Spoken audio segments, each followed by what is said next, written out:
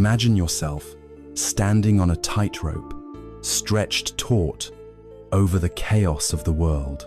Below you is not a safety net, but a swirling vortex of noise, a cacophony of traffic, of deadlines, of the digital screams from a phone that never sleeps. The rope frays with every demand, every expectation, every headline announcing a new crisis. You can't go forward because the end is shrouded in fog, and you can't go back because the past is a crumbling platform. There is only this, a paralyzing balance, a desperate attempt to just hold on, feeling the tremor of exhaustion in your bones, staring down into the abyss of never being or doing enough. This feeling, this quiet desperation, is not a personal failure. It is not a flaw in your character. It is the signature of our age, the low, constant hum of a collective anxiety. We have been taught to run on a hamster wheel, chasing a horizon that recedes with every step we take. We chase more success, more possessions, more experiences, more connections, convinced that happiness is just one more acquisition away. Yet we find ourselves more crowded and more lonely than ever before. We look for peace in all the wrong places, searching for silence in the middle of a hurricane, wondering why we only hear the storm. But what if there was another way? What if there existed a map drawn thousands of years ago, not for escaping the world, but for navigating its turbulent currents with grace and skill? This is not a religion that asks for blind faith, nor is it a dogma that promises a distant heaven. It is a science of the mind, an ancient and profound investigation into the very nature of suffering and the real possibility of its end. It is a path that suggests the most radical idea of all, that peace is not something you must build, or earn, or find. It is something you simply uncover. It is a quiet, unshakable sanctuary that has been waiting within you all along. This is an invitation to walk that path, to learn the art of finding your footing on the rope, not by stopping the storm below, but by finding the stillness within it. To begin this journey, we must first be honest about where we are. We must dare to look at the very fabric of our experience, not with judgment, but with a quiet curiosity. In the language of this ancient path, the starting point is a single word: dukkha. Now, the common translation for dukkha is suffering, and this is perhaps the first and greatest misunderstanding. The word suffering lands heavily on the Western ear. It sounds morbid, pessimistic, like a philosophy that wishes to paint the entire world in shades of grey. It brings to mind images of immense pain, tragedy, and despair. And while dukkha certainly includes these things, it is infinitely more subtle, more pervasive, and more profoundly intimate than that. To translate dukkha as merely suffering is like describing the entire ocean by showing only a picture of a tidal wave. It misses the vastness, the depth, the constant, gentle, and sometimes imperceptible motion that defines the whole. A better translation for dukkha might be unsatisfactoriness or a pervasive discontent. It is the low-grade fever of the soul. It is the feeling of a shoe that is just slightly too tight, not enough to cause a scream, but enough to ensure you are never truly comfortable. It is the subtle, background hum of anxiety that runs beneath even our most joyful moments. It is the inescapable sense that something, somewhere, is just a little bit off. To name this feeling, to give it the name dukkha, is not an act of pessimism. It is an act of profound realism and compassion. The Buddha is often called the great physician, and his first teaching, this truth of dukkha, is simply the diagnosis. A doctor who sees a patient with a persistent cough and a fever does not say, "Oh, just think positive thoughts and it will go away." A good doctor says, "Let us name what is here. Let us understand it." This diagnosis is not the end of the story. It is the necessary beginning of any healing. In our modern world, we are encouraged to do the opposite. We are told to numb the ache, to distract ourselves from the discontent, to put a digital filter over the raw, unedited reality of our lives. We run from our own experience, seeking refuge in the next purchase, the next relationship, the next promotion, the next fleeting pleasure. But the hum of dukkha always returns, because it is woven into the very nature of our conditioned existence. Acknowledging dukkha is therefore a radical act of self-compassion. It is giving ourselves permission to be human. It is the relief of finally admitting that the struggle is real, that the shoe really is too tight, and that we are not alone in feeling it. To truly understand this diagnosis, the great physician pointed out that this unsatisfactoriness appears in three distinct, though overlapping, forms. The first is the most obvious, the one we all recognize. It is called dukkha dukkha, which can be translated as the pain of pain. This is the raw, undeniable suffering of life. It is the searing grief of losing someone you love. It is the sharp sting of betrayal, the cold fear of a medical diagnosis, the chronic ache in your body, the anxiety of not being able to pay your bills.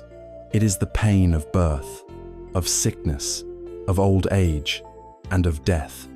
This form of dukkha needs little explanation, because it is an unavoidable part of the human contract. No amount of wealth, power, or positive thinking can build a wall high enough to keep these experiences out of our lives forever. They are the tidal waves of the ocean, powerful and often overwhelming. The second form of dukkha is far more subtle, and it is perhaps the most tragic, for it is the suffering hidden within our happiness. This is called viparinama dukkha, the pain of change. Think of your most cherished, joyful moment, a perfect sunset shared with a loved one, the laughter of your child, a moment of profound professional success, the warmth of a perfect summer's day. Within every single one of these beautiful experiences, there is a tiny, almost invisible seed of sorrow. And that sorrow comes from one simple fact: it will not last. The sun will set, the child will grow up, the success will fade into memory, the summer will turn to autumn. The pain here is not in the experience itself, but in our desperate, futile attempt to cling to it. It is the suffering of impermanence. We are like someone trying to hold water in our cupped hands. The more desperately we squeeze, the faster it slips through our fingers. Our heart knows, on some deep level, that this moment is fleeting, and so even at the peak of our joy, there can be a subtle, underlying anxiety, a fear of the inevitable loss.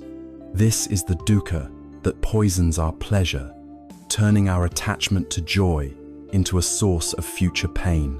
The third form of dukkha is the deepest, the most pervasive, and the most difficult to see. It is called sankhara dukkha, the unsatisfactoriness of conditioned existence itself. This is the background hum. This is the fundamental, low-level stress of being a self, a separate ego, housed in a fragile, temporary body, navigating a world of constant change. It is the existential friction of just being, even when there is no obvious pain, and even when there is no particular joy that we are afraid of losing. This vague restlessness remains. It is the reason we cannot just sit still and be content. It's the itch that makes us reach for our phone for the 100th time without knowing why. It is the sense of incompleteness that drives the engine of consumer culture. It's the feeling of being a vulnerable, isolated entity, responsible for defending and promoting itself against a vast and unpredictable world. It is the deep-seated tension of a life built upon a foundation of sand, a life that is fundamentally dependent on conditions we cannot control. This is the root dukkha, the quiet anguish from which all other forms of suffering ultimately grow. There is a famous story that illustrates this truth with heartbreaking beauty. A young woman named Kisa Gotami lived in a village and had a beloved infant son who one day fell ill and died. Consumed by a grief so powerful it bordered on madness, she refused to accept his death. She clutched his small, cold body to her chest and went from house to house, from person to person, begging for a medicine that could bring him back to life. Some people turned away from her, others mocked her, but most looked at her with pity.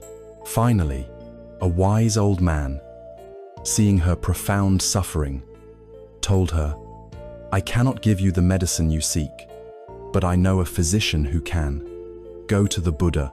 Kisa Gotami ran to the Buddha, laid her son at his feet, and cried, "Master, can you give me the medicine to cure my boy?" The Buddha looked at her with immense compassion and said, "I can, but to make this medicine, I require a special ingredient. I need you to bring me a single mustard seed from a house in the village where no one has ever lost a child, a spouse, a parent, or a friend." Filled with a desperate hope, Kisa Gotami began her search. At the first house, a woman answered the door. "Can you spare a mustard seed?" Kisa Gotami asked. "Of course," the woman said. As she was about to take it, Kisa Gotami remembered the condition. "Has anyone in this house ever died?" she asked. The woman's face fell. "Oh, you touch upon our deepest sorrow. The living are few, but the dead are many. My husband died only last year." With a heavy heart, Kisa Gotami went to the next house, and the next, and the next. The story was always the same. Everyone was willing to give her a mustard seed, but every single family had been touched by the hand of death. One had lost a mother, another a brother, another a child. As the sun began to set, Kisa Gotami sat by the side of the road, the body of her son still in her arms. She had not found the seed she sought, but she had found something else. She had found the truth. Her devastating, personal grief had not vanished, but it was no longer hers alone. It was the grief of all humanity. The wall of her personal sorrow had been broken down by the realization of a universal law. She saw that death was not a unique punishment inflicted upon her, but a natural, inescapable part of life itself.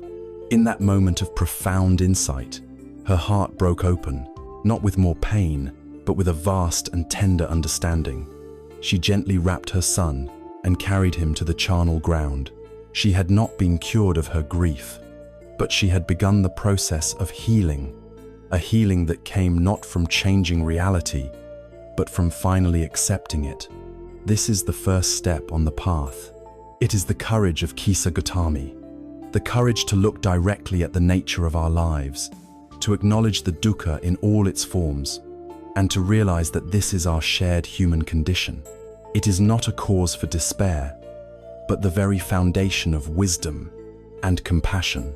To truly understand how to work with this fundamental condition, we must now look deeper, beyond the symptom to the source. So, where does this river of dissatisfaction truly begin? Having diagnosed the fundamental condition of our lives as dukkha, a deep and pervasive unsatisfactoriness, the great physician does not leave us there. A diagnosis without understanding its cause leads only to despair. So, the next step on this path of awakening is to turn our gaze inward, to investigate the origin of this disease. If dukkha is the symptom, what is the underlying virus?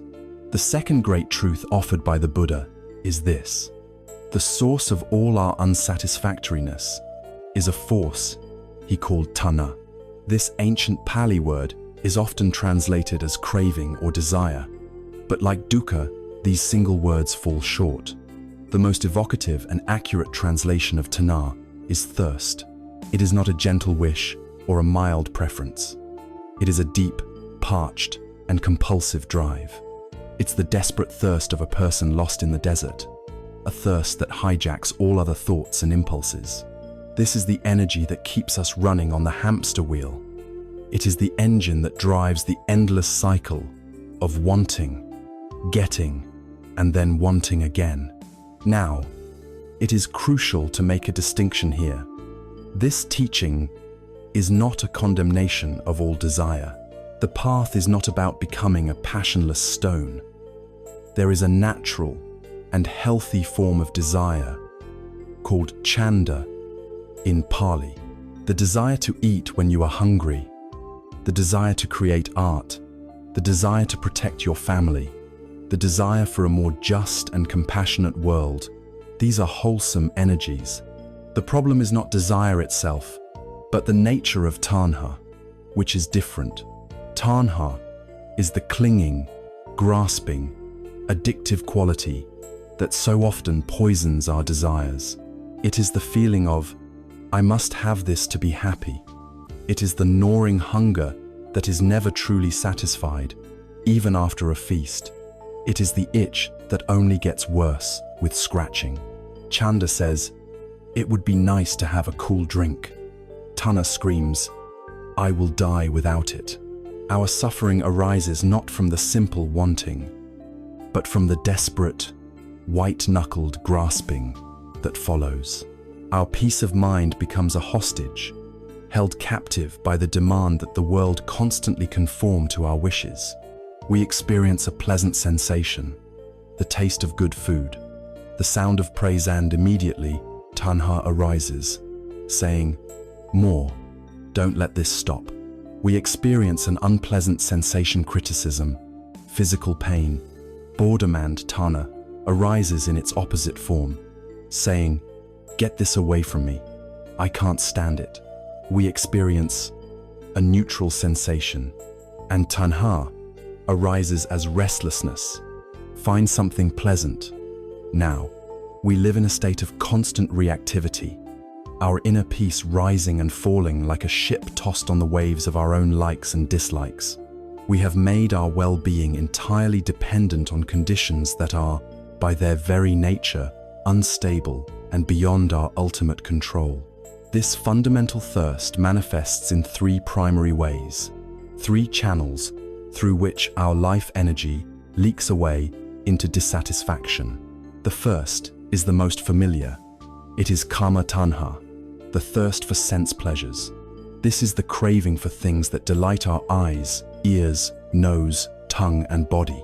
It is the engine of our consumer society. Every advertisement you have ever seen is a masterclass in evoking kama tanha. They are designed to create a sense of lack, a feeling of incompleteness that can, they promise, be healed by their product.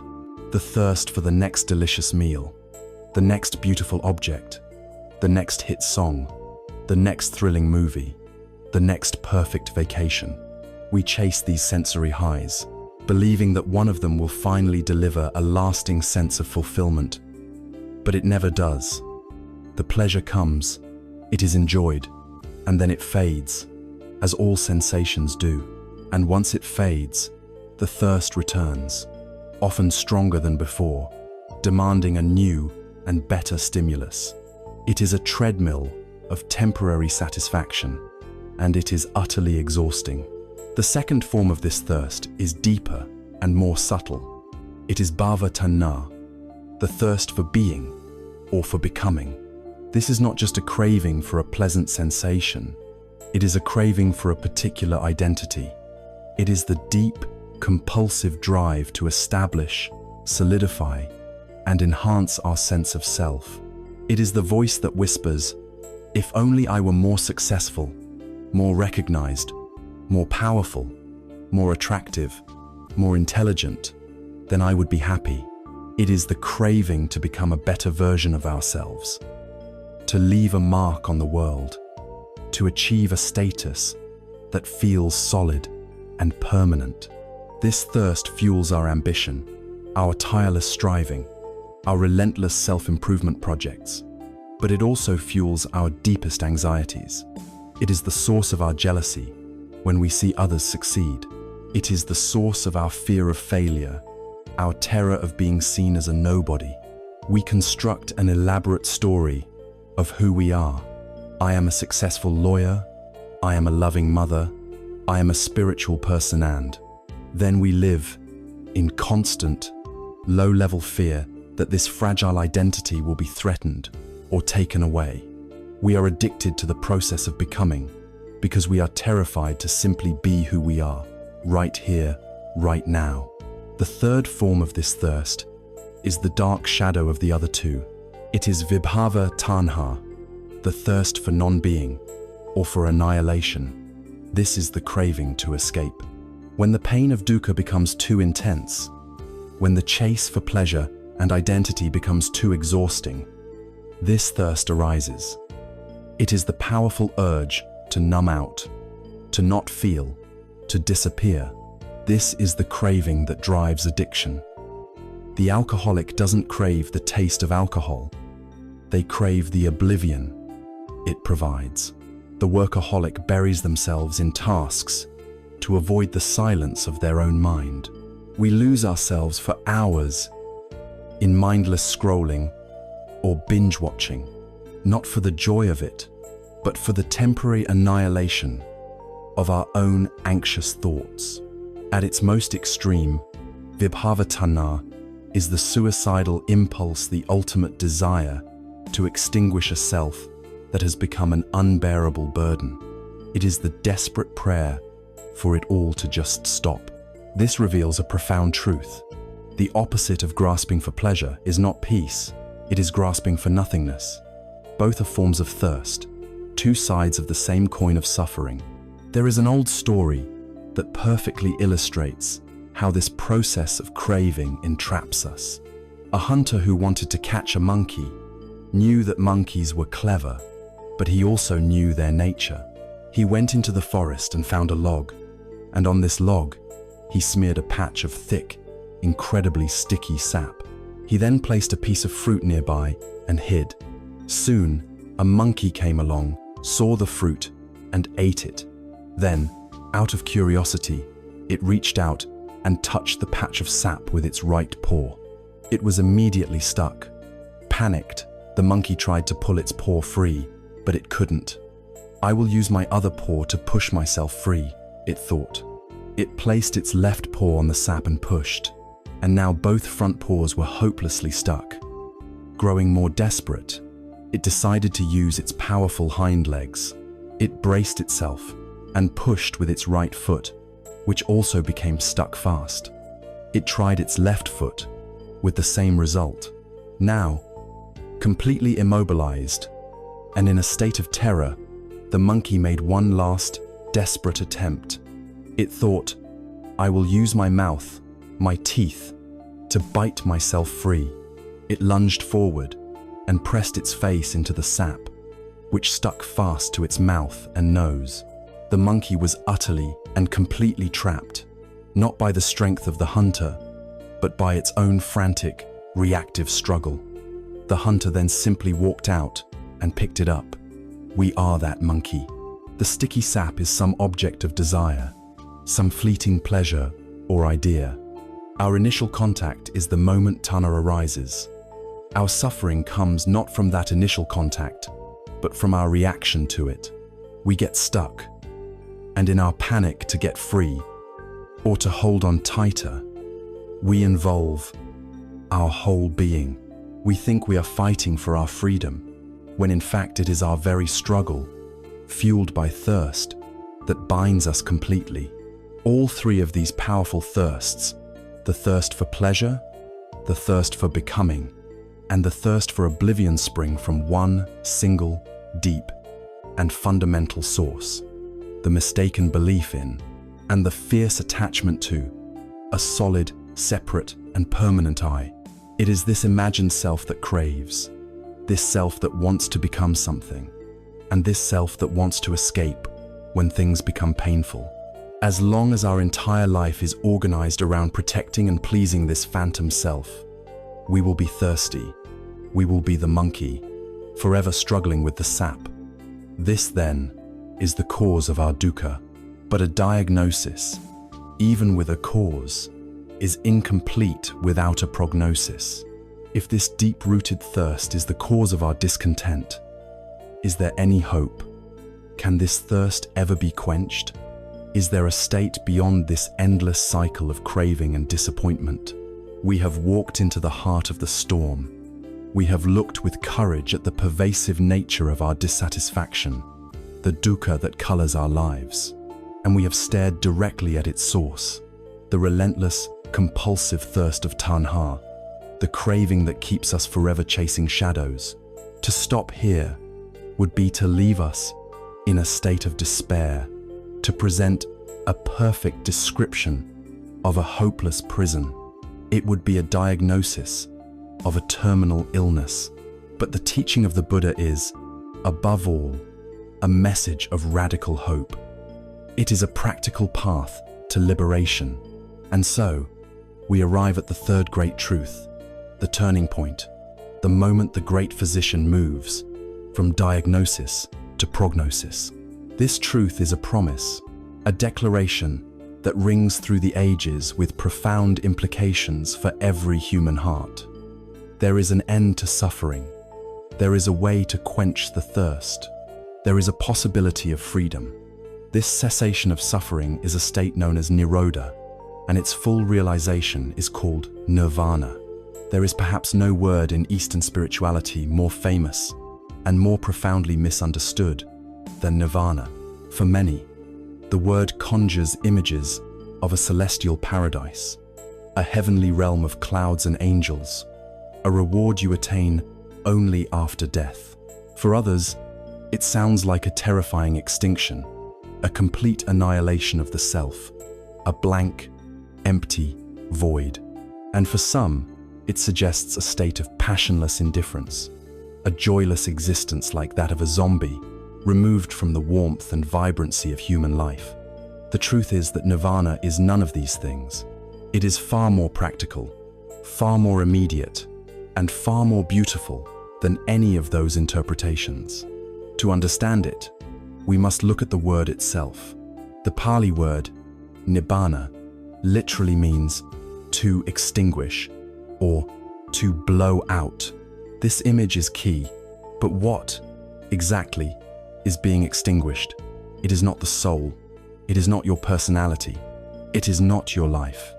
What is being extinguished are the fires. The Buddha spoke of the world being on fire, consumed by the three fires, or three poisons, that fuel all of our suffering.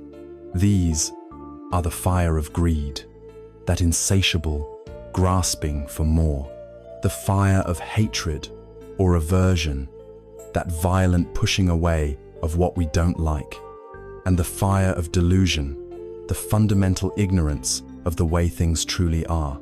These three fires are the very fuel of tanha, the thirst that drives us. Nirvana, therefore, is the state of coolness, clarity, and peace that remains. When these fires have been put out, it is the end of the fever. It is not a place you go to.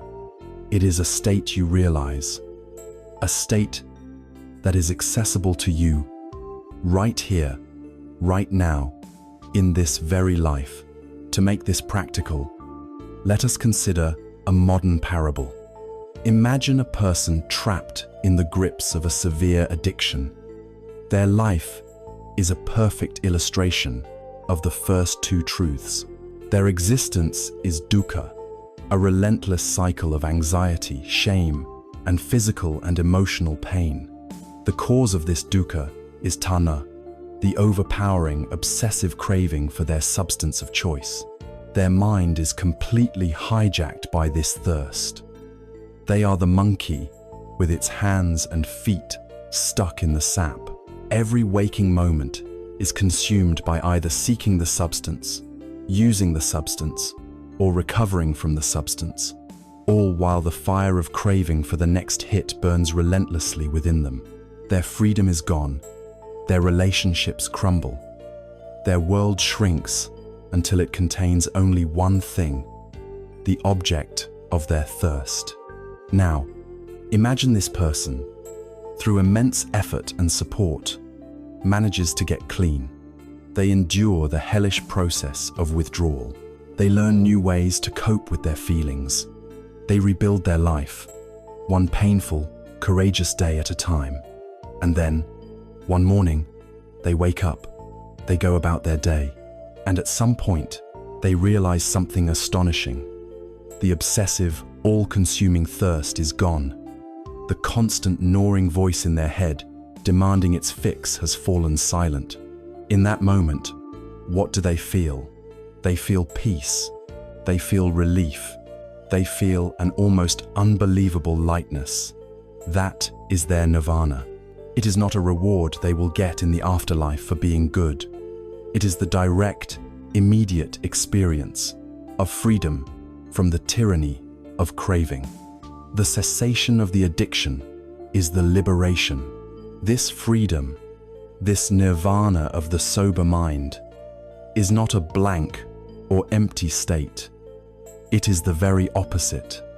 It is a return to wholeness. The immense amount of mental and emotional energy that was once consumed by the fire of addiction is now liberated. It is now available for other things, for building healthy relationships, for engaging in creative work, for experiencing the simple joy of a walk in the park, for helping others who are still suffering. Their mind is no longer clouded by the smoke of obsession. It is clear.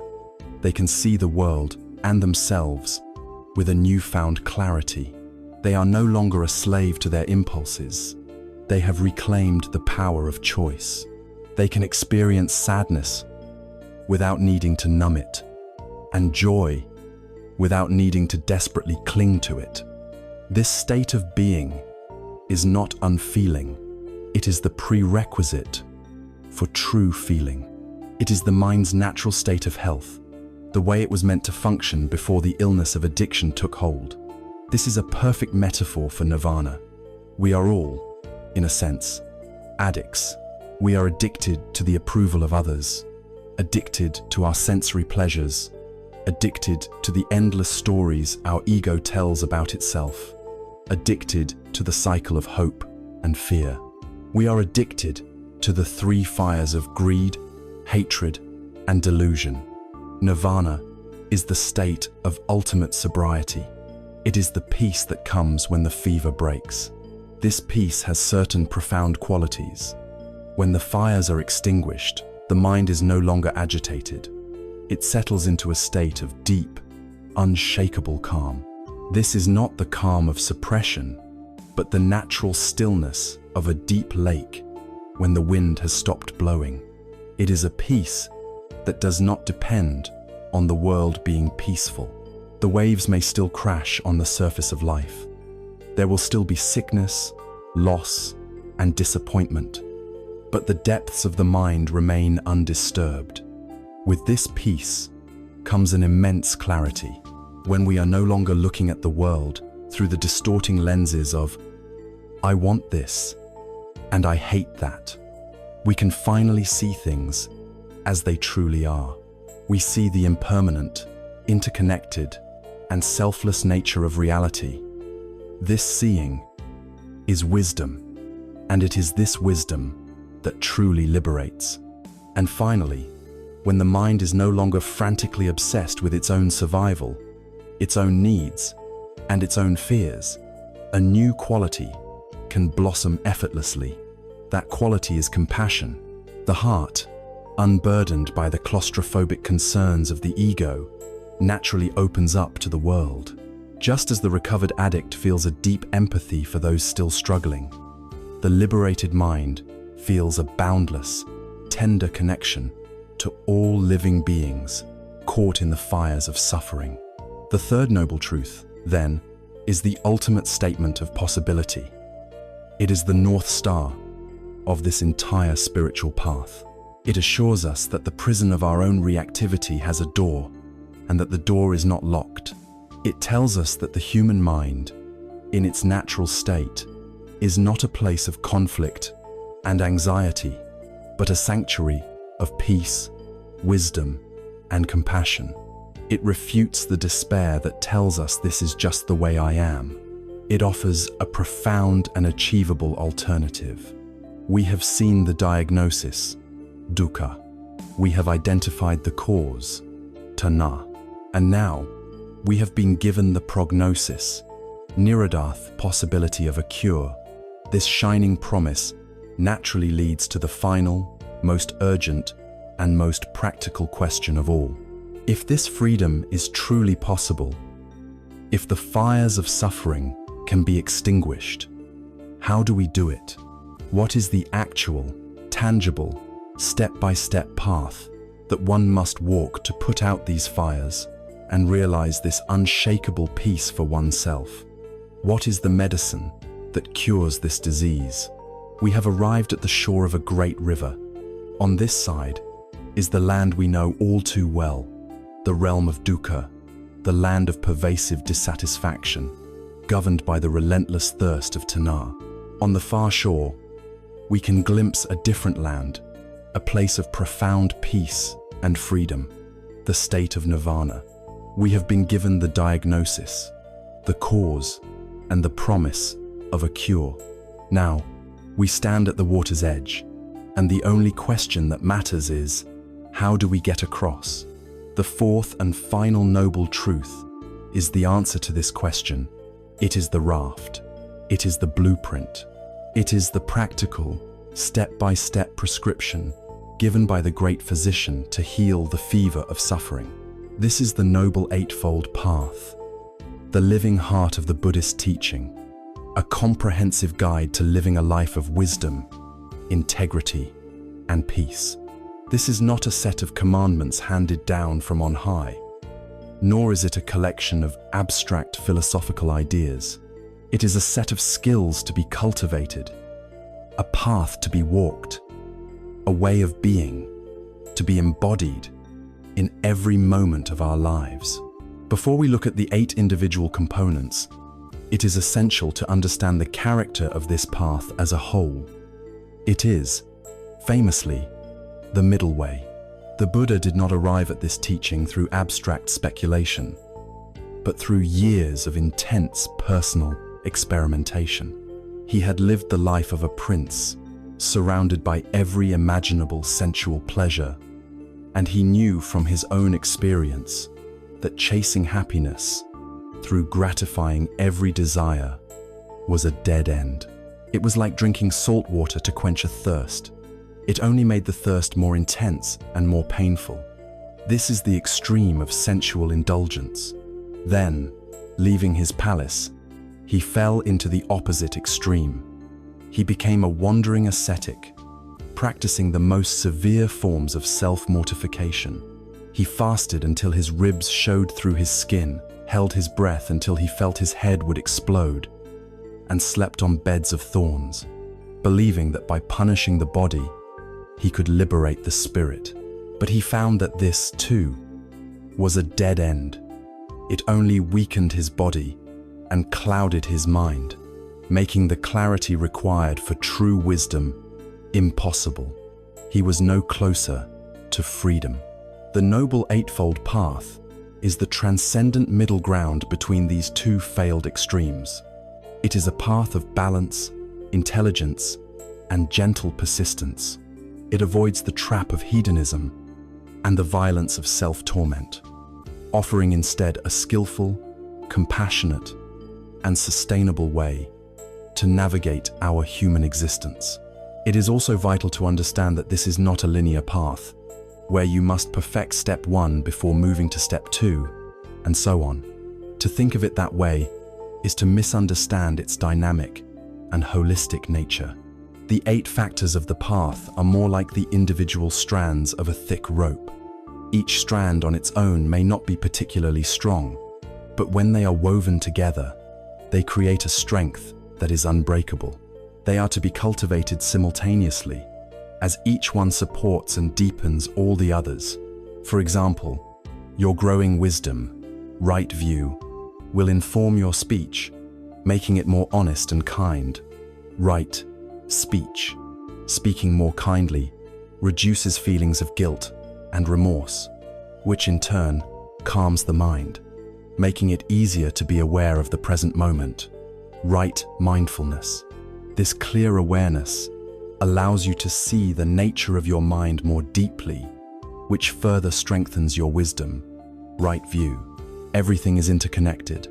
The path unfolds not in a straight line, but in an upward spiral of mutual reinforcement. A beautiful and ancient analogy for the path is that of building a raft to cross a river. The far shore is liberation.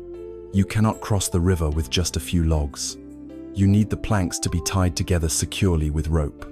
You may need a sail to catch the wind, and a rudder to steer. All the parts are necessary, and they must all function together to create a vessel that is seaworthy. This eightfold path is the design for such a raft, a vessel capable of carrying us safely from the shore of suffering to the far shore of peace. To make this comprehensive design easier to understand and practice, the 8 factors are traditionally grouped into 3 essential trainings. This is the threefold division of the path.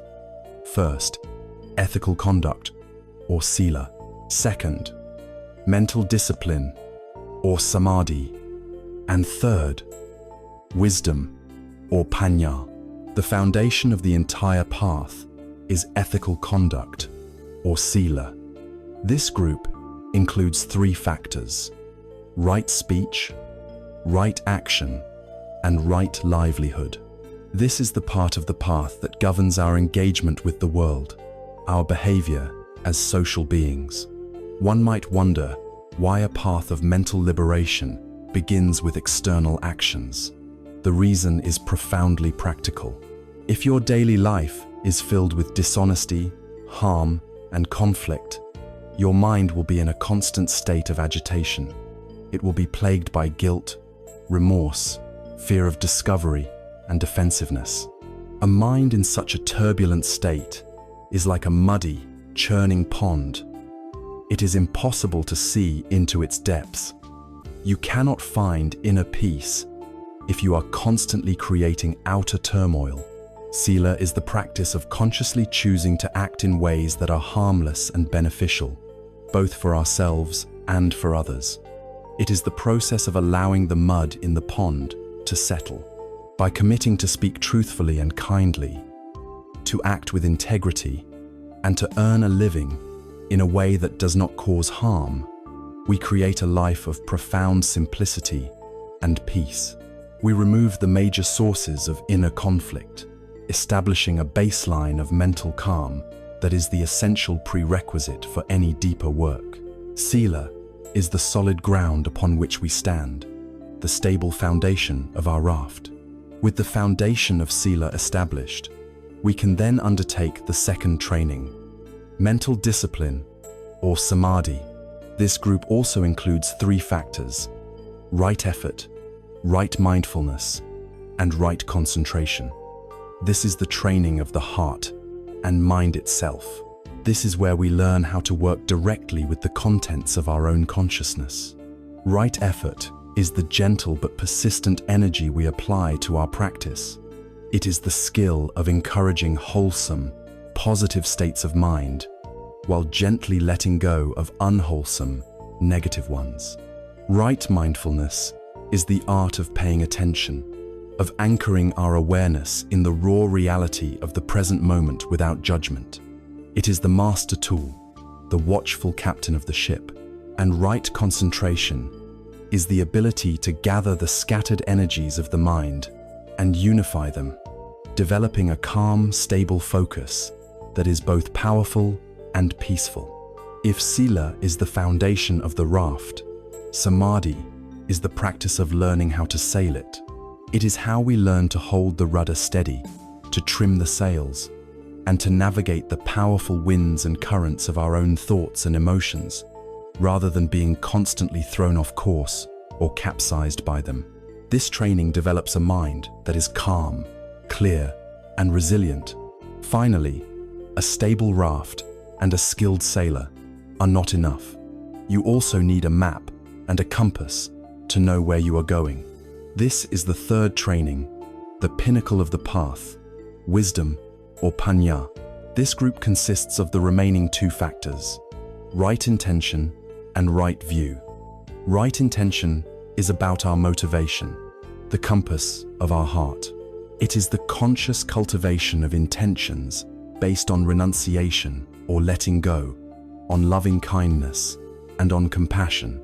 It ensures that the powerful mind, developed through samadhi, is aimed toward liberation, not toward some selfish goal. And right view is the map itself.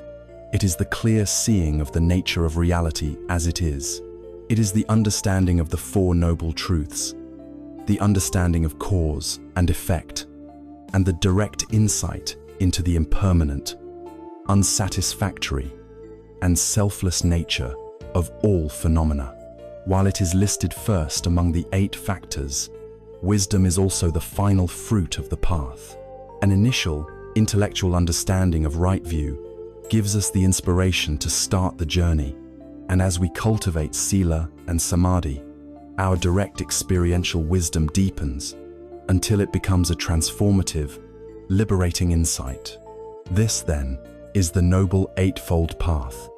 It is a complete and integrated blueprint for a human life, one that leads from confusion to clarity, from bondage to freedom, from suffering to peace. It is a path of cultivation, not of belief. It invites us not to worship the raft, but to use it to make the journey across the river to the other shore. To begin building this vessel, to begin this journey for ourselves, we must start with the blueprint. We must understand the map that gives direction and purpose to all our other efforts. Our exploration of this path must therefore begin at its conceptual foundation, the one factor that illuminates all the others, the profound and transformative power of right view. Our journey along the Eightfold Path begins with the one element that illuminates all the others. It is the first strand in the great rope, the one that gives the entire path its direction and its purpose. It is called samaditati, or right view. To call it a view can be slightly misleading. This is not about adopting a new set of beliefs, a dogma to be clung to, or a philosophy to be intellectually debated.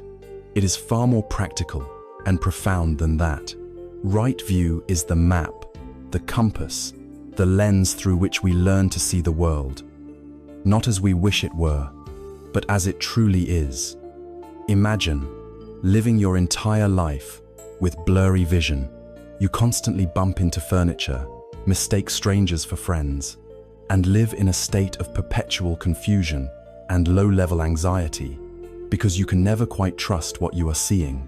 Then, one day, an optometrist gives you the perfect pair of glasses. You put them on, and for the first time, the world snaps into focus. The leaves on the trees become distinct. The faces of people become clear. The path ahead becomes sharp and well-defined.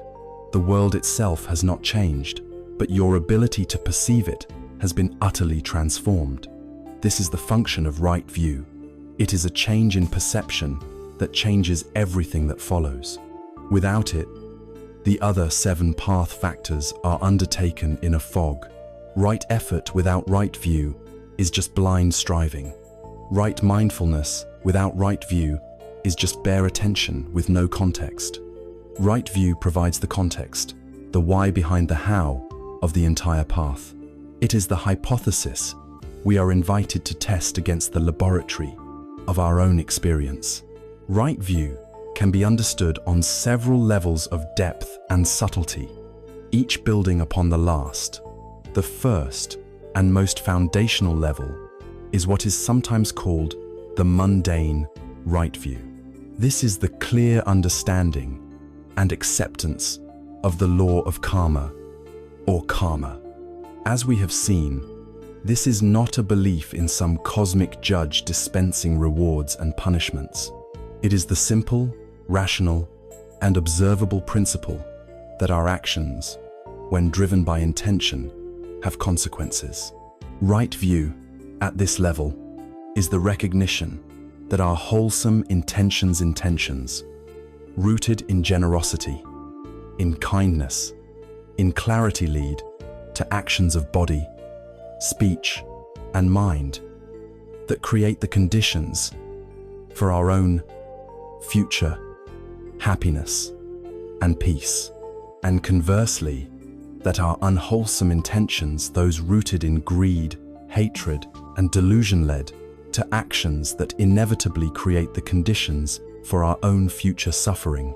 This understanding is the absolute bedrock of an ethical and spiritual life. It is a radical statement of personal responsibility. It moves us out of the disempowering mindset of a victim, where we feel that life is just a series of random things happening to us. It places us firmly in the driver's seat of our own existence. We begin to see that while we cannot always control what happens to us, we have immense power in how we choose to respond. Our happiness is not a matter of luck or fate. It is a skill to be cultivated. Every moment becomes an opportunity to sow seeds of future well-being for ourselves and others. This is not a metaphysical belief. It is a practical guide for living. When we truly take this on board, we begin to guard our intentions with the same care we would use to guard our most precious possession, because we understand that they are the very architects of our world. The second level of right view is the clear, conceptual understanding of the framework we have already been exploring, the Four Noble Truths. This is the specific map given to us by the great physician. Right view here means holding this diagnostic framework in our minds as we navigate our lives. It means that when we experience pain, frustration, or disappointment, we don't just see a random, unfortunate event. We recognize it with wisdom. This is dukkha. This is the first noble truth in action. When we feel the pull of a powerful craving or a strong aversion, we don't just blindly follow it. We see it for what it is. This is tanhana, the thirst. This is the second noble truth. When we experience a moment of genuine peace, a moment of non-grasping, we recognize it as a taste of the possibility of freedom. This is a glimpse of nirodha, the third noble truth. And in all our efforts to be more mindful, more ethical, and more compassionate, we understand that we are walking the path. This is the magga, the fourth noble truth. Having this view is like being a doctor who can diagnose an illness. Instead of being confused and frightened by symptoms, you understand the disease process. It transforms our life from a chaotic mess of unrelated experiences into a living, breathing illustration of the path to freedom. It gives meaning to our struggles and context to our joys. These first two levels provide the essential foundation, but the third and deepest level of right view is what is known as penetrative insight. This is a seeing that goes beyond the intellectual. It is a direct, non-conceptual, intuitive understanding that arises from a mind that has been calmed and sharpened through the practices of ethical conduct and mental discipline. This is the moment when the glasses don't just make things clearer, they seem to make them transparent, allowing you to see into their very nature. This penetrative right view is the seeing of the three marks of existence, or the tilakkhana. The first of these marks is anicca, or impermanence. Intellectually, we all know that things change, but this is a direct, visceral seeing of that truth in every moment. As you sit, you watch thoughts arise and pass away. You feel emotions well up and then dissolve. You notice physical sensations appear and vanish. You see that everything you perceive, from the sound of a passing car to the beating of your own heart, is in a state of constant flux. There is nothing solid to hold on to. Everything is a process, a ceaseless flow. As this insight into impermanence deepens, the second mark of existence becomes self-evident. This is dukkha.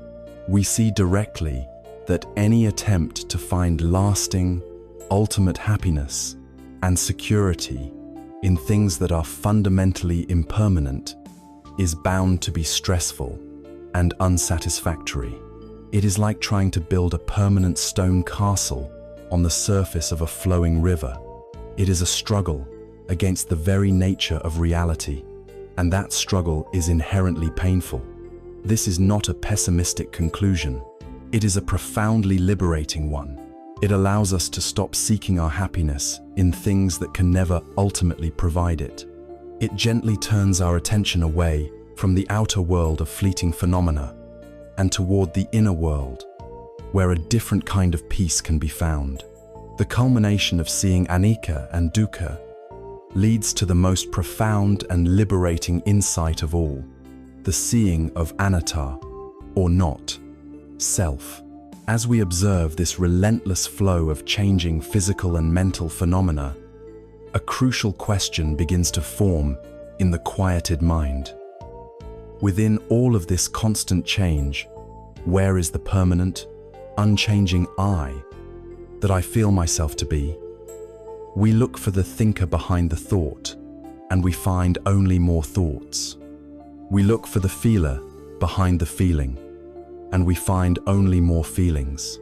We look for the stable core, the CEO in the headquarters of the mind, and we find that the office is empty. What we call ourself is revealed to be not a solid thing, but a dynamic process, a temporary coming together of body, feelings, perceptions, intentions, and consciousness. Like the word chariot is just a label for a collection of wheels, an axle, and a frame. The word self is just a convenient label for this ever-changing psychophysical process. To see this directly is not to be annihilated. It is to be unburdened. The immense lifelong effort of defending, promoting, and worrying about this phantom self is seen to be based on a case of mistaken identity. The fear, the pride, the anxiety, they all begin to lose their fuel. This insight doesn't destroy you. It liberates you from a prison you never knew you were in. Right view, therefore, is a journey of seeing. It begins with the practical wisdom of understanding that our actions matter. It develops into a conceptual map that guides our way, and it culminates in a direct, transformative insight into the very nature of our existence. It is the master key that unlocks every door on the path. For when our view of reality truly begins to shift, when we start to peer through this new lens of clarity and wisdom, the entire landscape of our inner world naturally begins to reorient itself. Our intentions, which were once focused on the small, fearful project of the ego, begin to align themselves with this vast, compassionate, and liberated vision of reality. This is the natural, effortless turning of the heart toward the dawn of right intention. If right view is the map that shows us the landscape of reality and the path to freedom, then right intention is the conscious and courageous decision to pick up the map and begin the journey. It is the setting of our heart's compass. It is the crucial bridge between seeing and doing, between understanding and transformation. A map, no matter how accurate, is useless if it is left folded in a drawer. The clarity of right view, on its own, can remain a sterile and intellectual concept. Right intention, or sammasankappa, is what breathes life into that clarity. It is the energy of resolve, the deliberate turning of the mind and heart away from the paths that lead to suffering and toward the path that leads to peace. It is the active alignment of our will with our deepest wisdom. When right view allows us to see the prison bars for what they are, right intention is what motivates us to find the key. It is the voice that whispers, not "I understand," but "I will." It answers the most important question that follows any profound insight. Now, what will I do with what I know? The Buddha, in his profound psychological acuity, laid out this turning of the will not as one single impulse, but as a threefold commitment, a triad of aspirations that act as direct antidotes to the three great fires that fuel our dukkha. These are the intention of renunciation, the intention of loving kindness, and the intention of harmlessness. Together, they form the guiding principles for a mind dedicated to awakening. The first of these guiding principles is the intention of renunciation, or nekama. We must pause here, because this word, renunciation, often lands with a thud. It conjures images of grim-faced ascetics, of self-denial, of a life stripped of all joy and pleasure. This is a fundamental misunderstanding. The Buddhist path is not a path of self-punishment. The intention of renunciation is not about forcing yourself to give up things you love. It is about the wisdom to let go of things that are hurting you. It is not a sacrifice. It is a trade-up of the highest order. It is the joyful unburdening of the soul. Imagine you have been walking for miles with a heavy backpack filled with sharp rocks that dig into your shoulders with every step. Renunciation is the moment of insight when you realize you can simply take the backpack off and leave it on the side of the road. The feeling is not one of loss, but of immense relief, lightness, and freedom. The intention of renunciation is the conscious cultivation of that freedom. It is the antidote to the poison of tanha, the compulsive, insatiable thirst for more. So, what are we letting go of? Primarily, we are renouncing our compulsive attachment to the objects of our craving. This does not mean we cannot enjoy a delicious meal. It means we renounce the obsessive thinking about the meal beforehand, the anxiety that it won't be perfect, and the clinging to the memory of it afterward. It means we can enjoy it for what it is, a temporary, pleasant experience without making our happiness contingent upon it. It does not mean we must end our relationships. It means we renounce the toxic elements of clinging, possession, and unrealistic expectations that so often turn our love into a source of suffering. It is the letting go of the demand that the world and the people in it constantly arrange themselves to please us. The deeper layer of renunciation is letting go of the burdens of the ego. This is the intention to renounce the need to always be right. It is the letting go of the compulsion to have the last word in an argument. It is releasing the exhausting habit of constantly comparing ourselves to others, a habit which inevitably leads to either pride or envy, both of which are prisons for the heart. It is the renunciation of the immense, lifelong project of maintaining a perfect public image, of seeking validation, of fearing criticism. Each of these egoic projects is a heavy rock in our backpack. To intend to renounce them is to intend to be free. In our modern context, renunciation also takes on a very practical meaning. It is the intention of simplicity.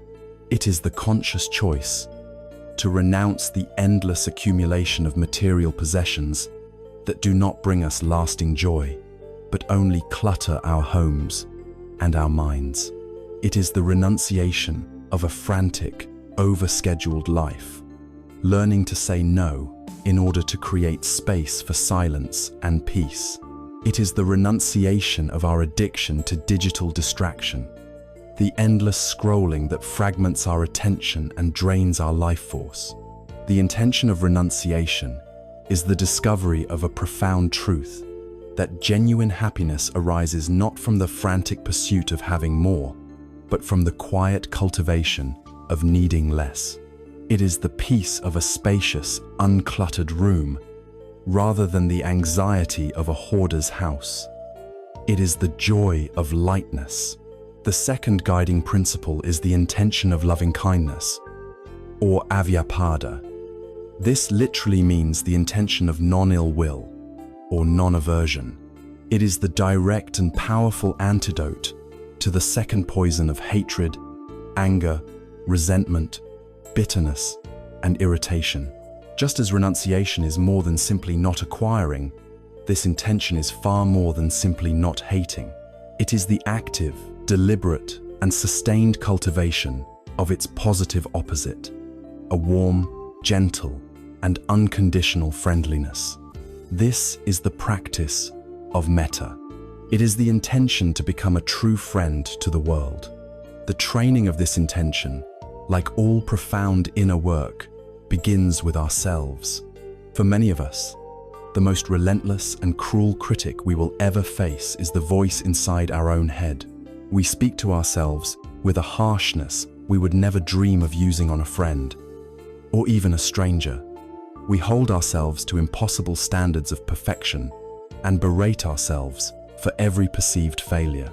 To practice the intention of loving kindness means to first turn this gentle friendliness inward. It is the conscious decision to stop the inner war. It is the resolve to offer ourselves the same compassion, the same forgiveness, and the same encouragement we would offer to someone we truly loved. We cannot pour water for others from a well that is dry. Cultivating metta for ourselves is the act of filling our own well, so that our kindness can eventually overflow naturally to others. Once we begin to establish a baseline of friendliness toward ourselves, we intentionally expand that circle of warmth outwards. We start with those it is easy to love: our family, our closest friends, our pets. We consciously wish for them to be happy, safe, and at peace. Then, we stretch the muscle of our heart. We extend this same wish to neutral people in our lives. The clerk at the post office, the person driving in the car next to us, our neighbors. We recognize their humanity and wish them well, just as we wish ourselves well.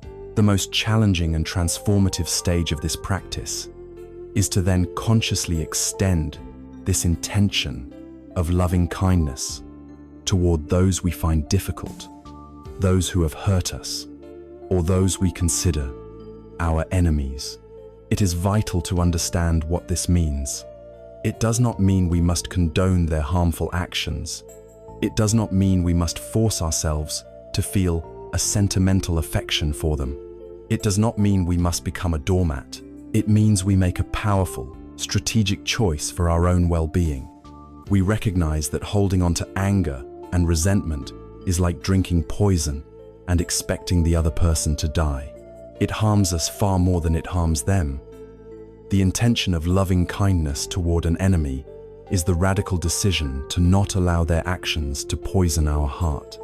It is the wish that they, too, may become free from the very suffering, the anger, greed, and delusion that causes them to act in harmful ways. It is a wish for their healing, because a healed person no longer causes harm. This intention transforms our inner world from a cramped, burning, and painful place into a home that is spacious, cool, and filled with a gentle light. It is the foundation of fearlessness. The third guiding principle is the intention of harmlessness, or avihisa. This is the intention of non-violence, and it is the direct antidote to the poison of cruelty. It is deeply related to loving kindness, but there is a subtle and important distinction. If loving kindness is the wish for all beings to find happiness, harmlessness, and its active form, compassion, is the wish for all beings to be free from suffering. Loving kindness is what you feel for a happy, playing child. Compassion is what arises in your heart when you see that child fall and scrape their knee. Compassion is the heart's response to the reality of dukkha in the world. Like the other intentions, this is an active training that unfolds on multiple levels. On the most obvious level, it is the intention to refrain from physical violence, to not cause harm to the body of any living creature, from the largest mammal to the smallest insect. It is a reverence for life itself. On a more subtle level, it is the intention of harmlessness in our speech. It is the resolve to not use our words as weapons, to not engage in slander, harsh language, or gossip that is intended to wound another person's heart or reputation. The deepest and most transformative level of this practice is cultivating harmlessness in our thoughts. It is here in the silent laboratory of our own mind, that the seeds of violence are truly sown or uprooted. This is the intention: to not delight in the misfortune of others, to not entertain cruel fantasies, to not wish for revenge. It is the practice of noticing these thoughts when they arise, as they do in all of us, and gently letting them go, without identifying with them or feeding them our energy. There is a beautiful and widely known story from the Native American tradition that speaks perfectly to this practice. An old Cherokee is teaching his grandson about life. "A fight is going on inside me," he says to the boy. "It is a terrible fight, and it is between two wolves. One is evil. He is anger, envy, sorrow, regret, greed, arrogance, self-pity, guilt, resentment, inferiority, lies, false pride, superiority, and ego." He continued, "The other is good. He is joy, peace, love, hope, serenity, humility, kindness, benevolence, empathy, generosity, truth, compassion, and faith. The same fight is going on inside you, and inside every other person too." The grandson thought about it for a minute, and then asked his grandfather, "Which wolf will win?" The old Cherokee simply replied, "The one you feed." The practice of right intention is the conscious, moment-to-moment decision to feed the good wolf.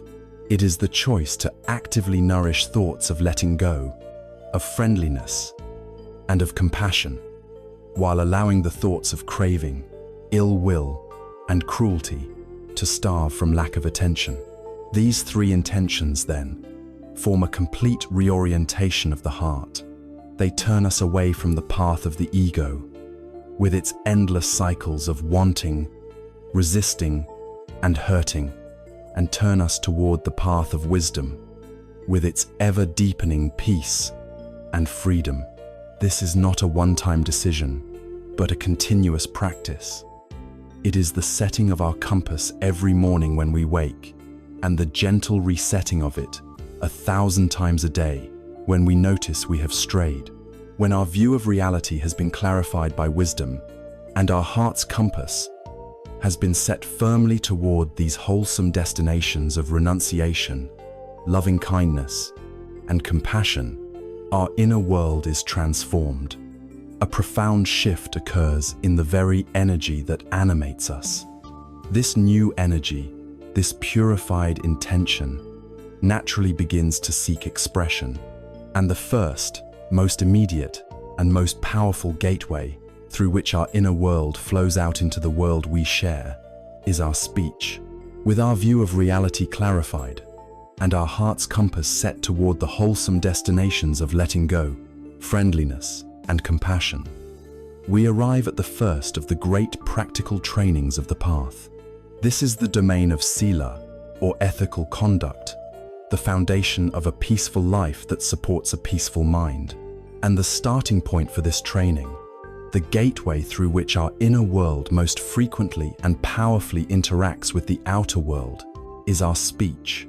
Right speech, or samavacha, is the recognition that words are not just sounds, they are actions. They are a force of creation. With our words, we can build worlds of trust, intimacy, and understanding. Or, with our words, we can shatter them. The human tongue is an instrument of astonishing power. In the hands of a skilled and compassionate person, it is like a surgeon's scalpel. It can cut away delusion, remove the tumors of misunderstanding, and suture the wounds of conflict, bringing comfort and healing. In the hands of a person driven by anger, greed, or ignorance, that same instrument becomes an assassin's dagger, inflicting deep wounds, poisoning relationships with suspicion, and severing the bonds of community. Right speech, therefore, is not a restrictive code of censorship designed to make us timid or inauthentic. It is a profound and liberating training in mindfulness. It is the art and science of learning to wield this immense power with the wisdom, precision, and compassion of a master surgeon, ensuring that the words we send out into the world are a source of healing, not of harm. To learn this skill, the Buddha first asked us to become aware of the ways in which we use speech unskillfully. He asked us to build 4 fences in our mind, to consciously restrain ourselves from 4 specific types of harmful speech. The first and most obvious of these is lying, or musavada. This is the deliberate speaking of an untruth. At its core, lying is a violent act against reality. It attempts to bend the world to our will, to create a false narrative for personal gain. This goes far beyond just telling major falsehoods. It includes the subtle exaggerations we use to bolster our ego, the white lies. We tell for our own convenience, while disregarding the impact on others, and the deceptive omissions we employ to mislead without technically saying something untrue. The consequence of lying is a life of immense stress. We must live in a splintered reality, constantly keeping track of our different stories, terrified of being exposed. But the deepest damage is to trust. Trust is the absolute bedrock of all meaningful human connection, and every lie, no matter how small, is a crack in that foundation. When we are not truthful, we not only make it impossible for others to trust us, we make it impossible to trust ourselves. We become disconnected from the truth of our own experience, lost in a web of our own making. The second type of wrong speech we must fence off is slanderous or divisive speech, pisunavacha. This is the poison of using words to set people against one another. It includes backbiting, spreading malicious rumors, and carrying tales from one person to another in a way that fuels discord. The motivation for this kind of speech almost always comes from a place of deep insecurity. It is an attempt to elevate ourselves by diminishing others, or to create a false sense of intimacy with one person by making an enemy of another. But this strategy always backfires. It creates a toxic atmosphere of suspicion and paranoia. We might feel a momentary, perverse pleasure in sharing a juicy piece of gossip, but we are simultaneously sowing seeds of deep mistrust. The person listening to our slander is also learning something crucial about our own character. They are learning that we are not a safe repository for trust, and they will rightly wonder, if this is how they speak about others, how do they speak about me when my back is turned? Divisive speech is the act of throwing stones into the calm pond of community, and we should not be surprised when the murky water splashes back on us. The third fence is against harsh speech, or farusavacha. This is any speech that is born from the fire of anger. It includes the obvious forms like shouting, cursing, and direct insults. But it also includes the more subtle, passive-aggressive forms of verbal violence, the cutting sarcasm designed to wound, while maintaining plausible deniability, the belittling and condescending tone that dismisses another's worth, the constant nagging or overly critical language that slowly erodes a person's spirit. Harsh speech is verbal acid. Its effect is immediate and painful, and it often leaves emotional scars that last a lifetime. It achieves nothing positive. It never persuades. It only provokes. It escalates conflict, shuts down all possibility of genuine dialogue, and forces the other person into a defensive crouch. Furthermore, the one who uses harsh speech drinks the poison first. The adrenaline of anger may provide a momentary feeling of power, but it ravages our own system and leaves a bitter residue of regret and agitation in our own mind long after the words have faded. The fourth and final fence is against idle chatter, or samphapalapa. This is perhaps the most subtle, and in our modern world, the most pervasive form of wrong speech. It is pointless talk, speech that has no purpose other than to fill silence. It is mindless gossip about celebrities, endless speculation about things we know nothing about, complaining for the sake of complaining, and simply making noise to avoid the discomfort of stillness. This is not to say that all light-hearted conversation is wrong, but idle chatter is different. It is a leakage of our vital energy. A mind that is constantly engaged in trivial talk is like a bucket with a hole in it. Our mindfulness, our concentration, and our peace just drain away. We keep our minds in a state of superficial agitation, skimming across the noisy surface of life, too distracted to ever experience the quiet depths below. In an age of 24-hour news cycles, endless social media feeds, and the pressure to have an opinion on everything, the discipline of refraining from idle chatter is a radical act of preserving our own sanity. As we build these four fences, as we learn what to refrain from, we create a clear and protected space in our lives. Into this space, we can now begin to intentionally cultivate the beautiful gardens of right speech. For each form of wrong speech, there is a corresponding positive form to be developed. Instead of lying, we cultivate truthful speech. This is more than simply the absence of falsehood. It is a positive commitment to being an authentic, reliable, and trustworthy person.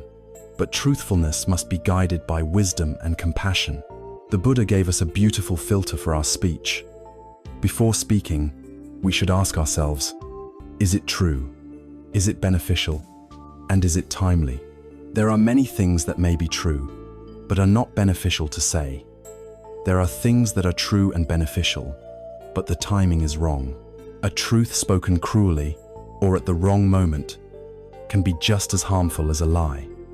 Right speech is the art of speaking the truth with kindness. Instead of slander, we cultivate harmonious speech. This is the active and beautiful practice of using our words to build bridges, not walls. It is the intention to look for the good in others and to speak of it. It is the choice to praise rather than to criticize. When we hear of conflict, we do not add fuel to the fire. Instead, we seek to understand all sides and to speak in a way that encourages reconciliation and forgiveness. A person who masters harmonious speech becomes a healing agent in their community. A person around whom conflict seems to soften and dissolve. Instead of harshness, we cultivate gentle speech. This is the practice of clothing our true thoughts in words that are soft, courteous, comforting, and encouraging. It is speech that soothes, uplifts, and creates a sense of safety. It means paying attention to our tone of voice, making it as important as the words themselves. It means learning to listen with deep empathy before we speak.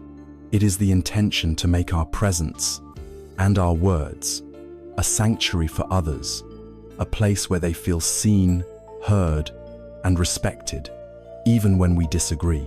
Finally, instead of idle chatter, we cultivate purposeful speech. This is the practice of using our words with intention, speaking only when it serves a clear and wholesome purpose, share useful information, to offer comfort, to clarify a misunderstanding, to inspire courage, or to express genuine connection. And the culmination of this practice is the discovery of the most profound form of communication, noble silence. This is not the awkward, empty silence of people who have nothing to say. Noble silence is a rich, alive, and powerful state. It is the wisdom to know when words are not needed, when they would only complicate or trivialize a moment. It is in this shared, mindful silence that the deepest understanding can often occur. It is a space of rest for the mind, a space where we can truly listen to others, to ourselves, and to the subtle whispers of reality itself.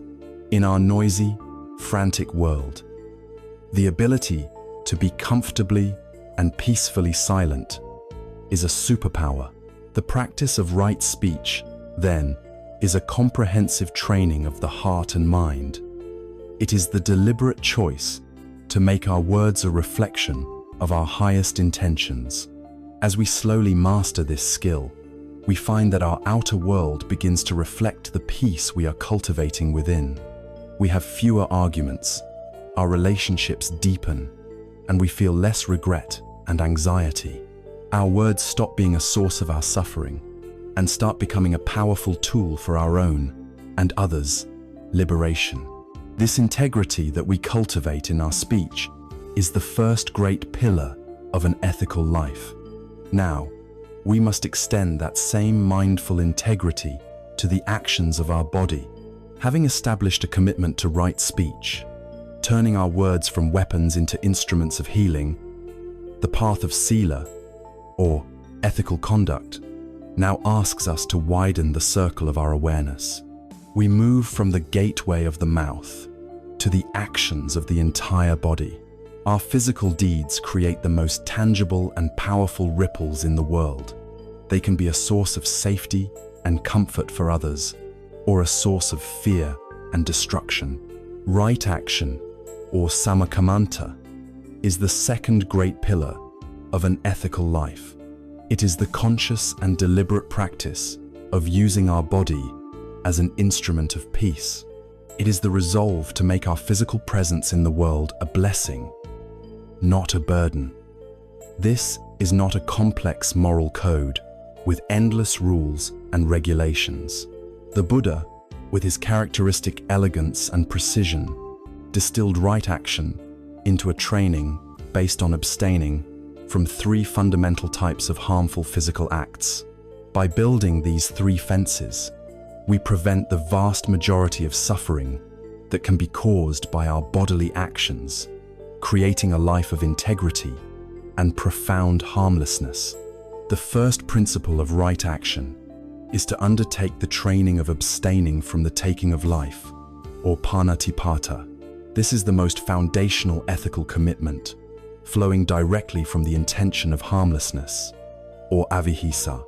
At its most basic level, it is the clear and unwavering resolve to not intentionally kill another human being.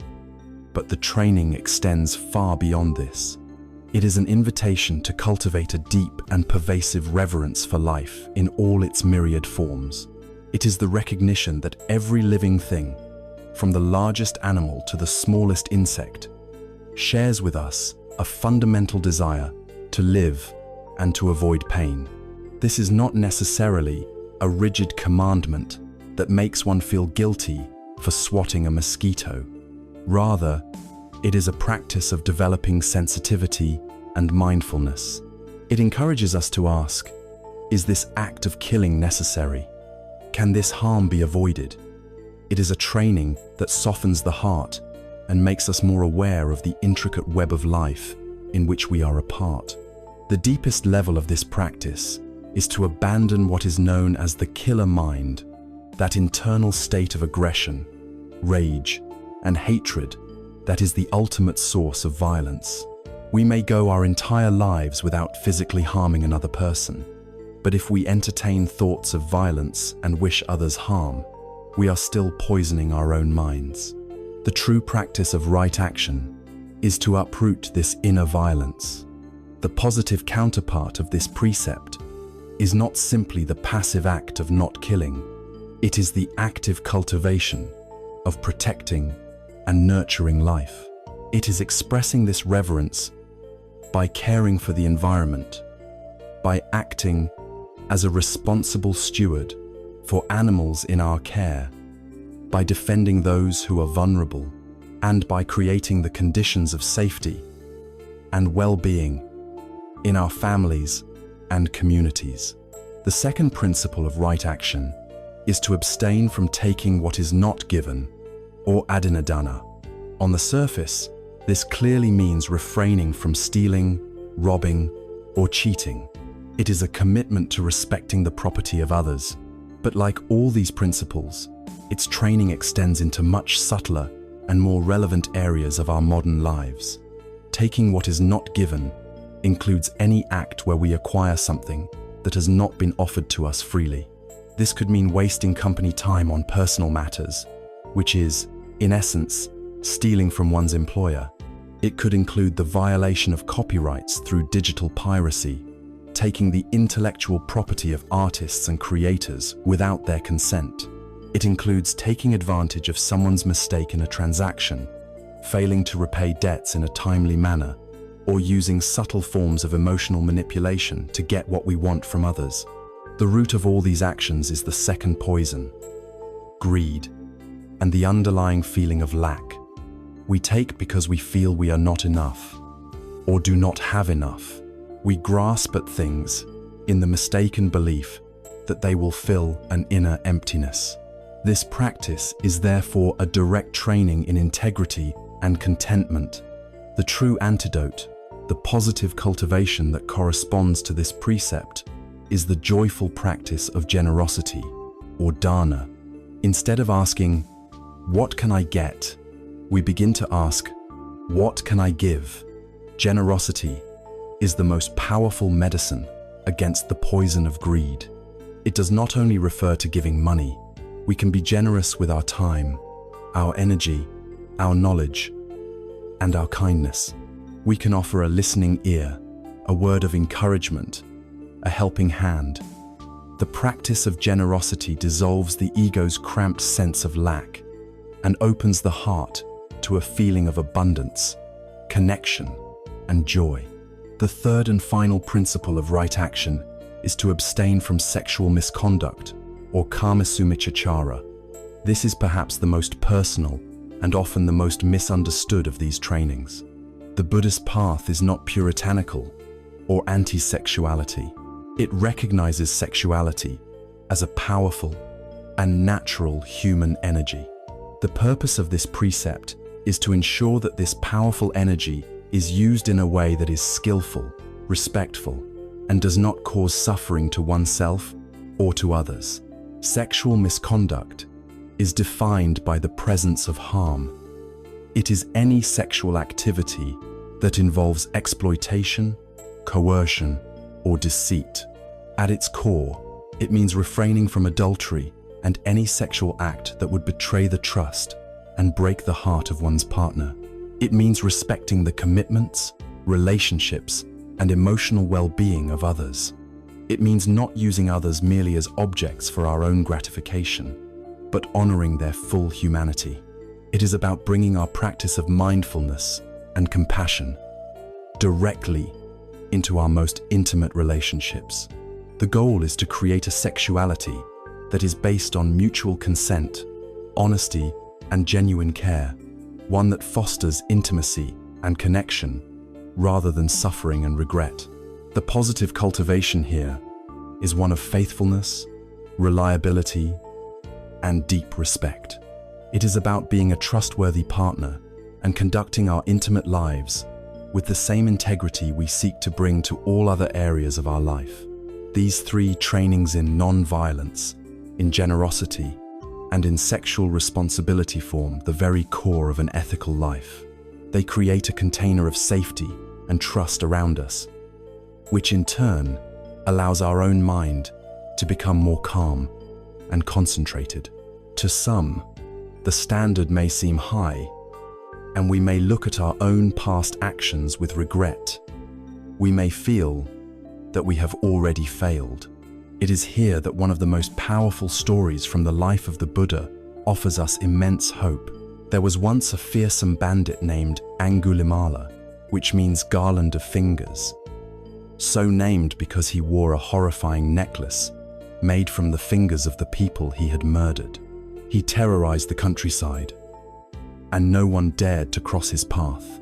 One day, the Buddha began to walk calmly down the road toward Angulimala's territory. The villagers begged him not to go, but the Buddha continued silently. Angulimala saw him and was amazed at his courage. He began to run after the Buddha, but though he ran as fast as he could not catch up to the Buddha, who was only walking. Exhausted and bewildered, Angulimala shouted, "Stop, monk!"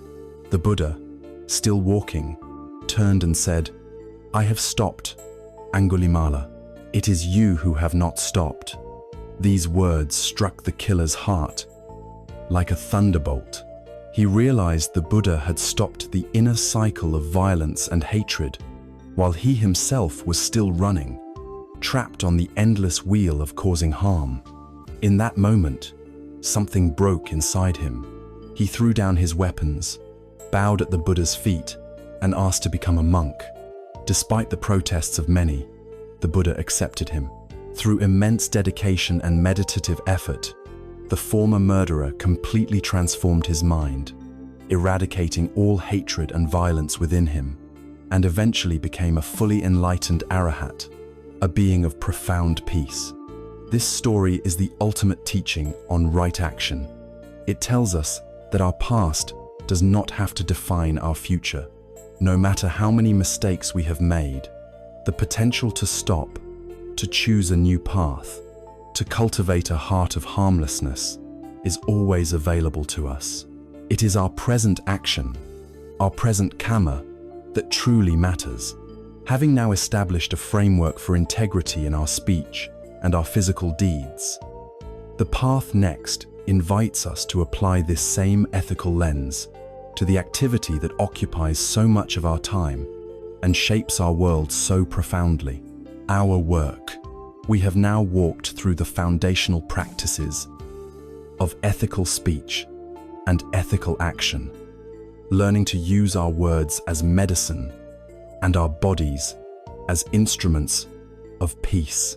The great training in Sila, or ethical conduct, culminates in its third and final pillar, a principle that weaves our spiritual values into the very fabric of our daily existence. This is right livelihood, or sama ajiva. For most of us, our work is the activity that consumes the largest portion of our waking life. It is the river in which we spend the majority of our days.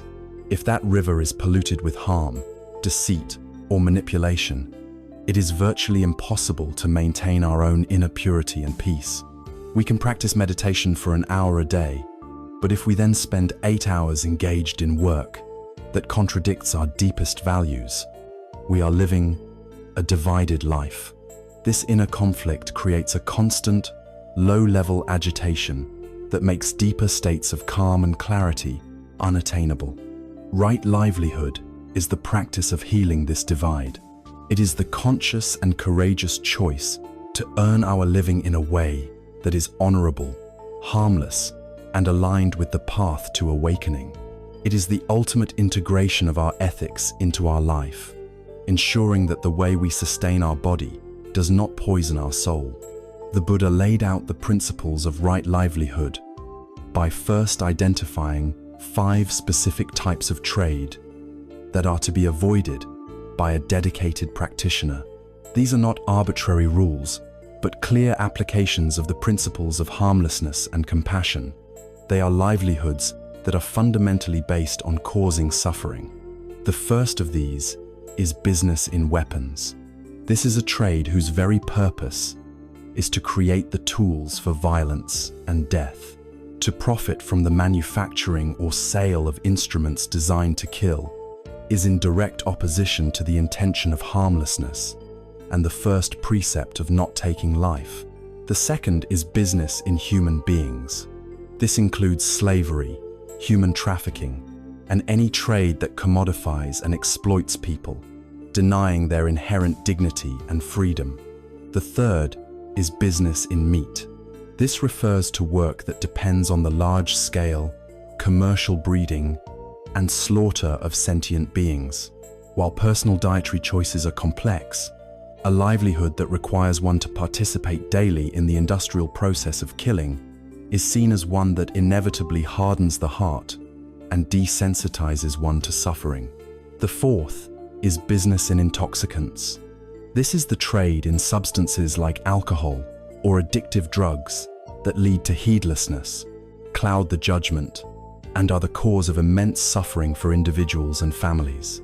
To profit from that which destroys mindfulness and self-control is contrary to the path's goal of clarity.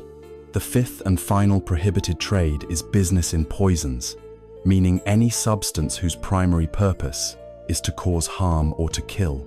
These 5 trades represent the most obvious forms of wrong livelihood, as they are all directly dependent on causing harm, death, or delusion. In our complex modern world, however, the question of right livelihood extends far beyond these 5 ancient categories. We must learn to apply the underlying principles to our own contemporary situation. The inquiry becomes more personal, more subtle, and requires a profound degree of self-honesty. We can begin by asking ourselves a series of questions. The first question concerns harm. Does my work, directly or indirectly, cause harm to others? This could mean working for a company that produces dangerously unhealthy products, or a financial institution that engages in predatory lending. It could mean being part of an industry that knowingly pollutes our environment, harming future generations and other species for short-term profit. The question is not, am I personally a bad person, but am I participating in a system that is fundamentally harmful? The second question concerns intention. Does my work require me to cultivate unwholesome states of mind in myself or others? This is a subtle but crucial inquiry. For example, a person working in certain forms of high-pressure advertising might ask, does my success depend on making people feel inadequate, on stimulating a constant sense of craving and dissatisfaction, so they will buy more things? Someone working in some sectors of media or politics might ask, does my work thrive on outrage, on creating division and stoking anger between groups of people? Someone in the tech world might ask, is this product I'm helping to build designed to be addictive, to capture and sell human attention in a way that diminishes well-being? If our work requires us to actively fuel the fires of greed, hatred, and delusion in the world, it is not right livelihood. A final, essential question concerns our own well-being. We must ask, does my work support a balanced and healthy life? A job might seem harmless to the outside world, but if it is so stressful, so demanding, or so toxic that it completely depletes our energy, destroys our health, and leaves no time or space for our family, our community, or our spiritual practice, then it is a form of wrong livelihood for us. A career that crushes the human spirit, that demands we sacrifice our mental and physical health on the altar of profit or ambition, is a profound form of harm directed at ourselves. Making this inquiry is not about judging ourselves or others. It is about waking up to the reality of our situation and making empowered choices. For some, this inquiry might lead to a dramatic career change, like the talented marketing executive who feels a growing sense of emptiness, creating artificial desires for luxury goods. They may decide to take their skills to a non-profit organization or retrain as a teacher, a counselor, or a healthcare worker. Their income may decrease, but their sense of integrity, purpose, and inner peace may increase exponentially. For others, the change may be more subtle. It might not mean quitting a job, but changing how one performs it by refusing to cut corners, by advocating for more ethical practices within a company, by treating colleagues and customers with greater kindness and respect, or by consciously setting boundaries to protect one's own well-being. Ultimately, right livelihood is not just about avoiding harm. It is about actively seeking to be of benefit. It is the quest to find work that feels like a meaningful contribution, a genuine service to the world. This does not mean everyone must work for a charity. A skilled carpenter who builds safe and beautiful homes is practicing right livelihood. An honest mechanic who keeps people's cars running safely is practicing right livelihood. A compassionate daycare worker who cares for children with love and attention, is practicing right livelihood. The form is less important than the intention and the impact. The goal is to find a way to offer our unique gifts and talents to the world in a manner that we can feel proud of, a manner that brings us a sense of dignity and alignment with our deepest values.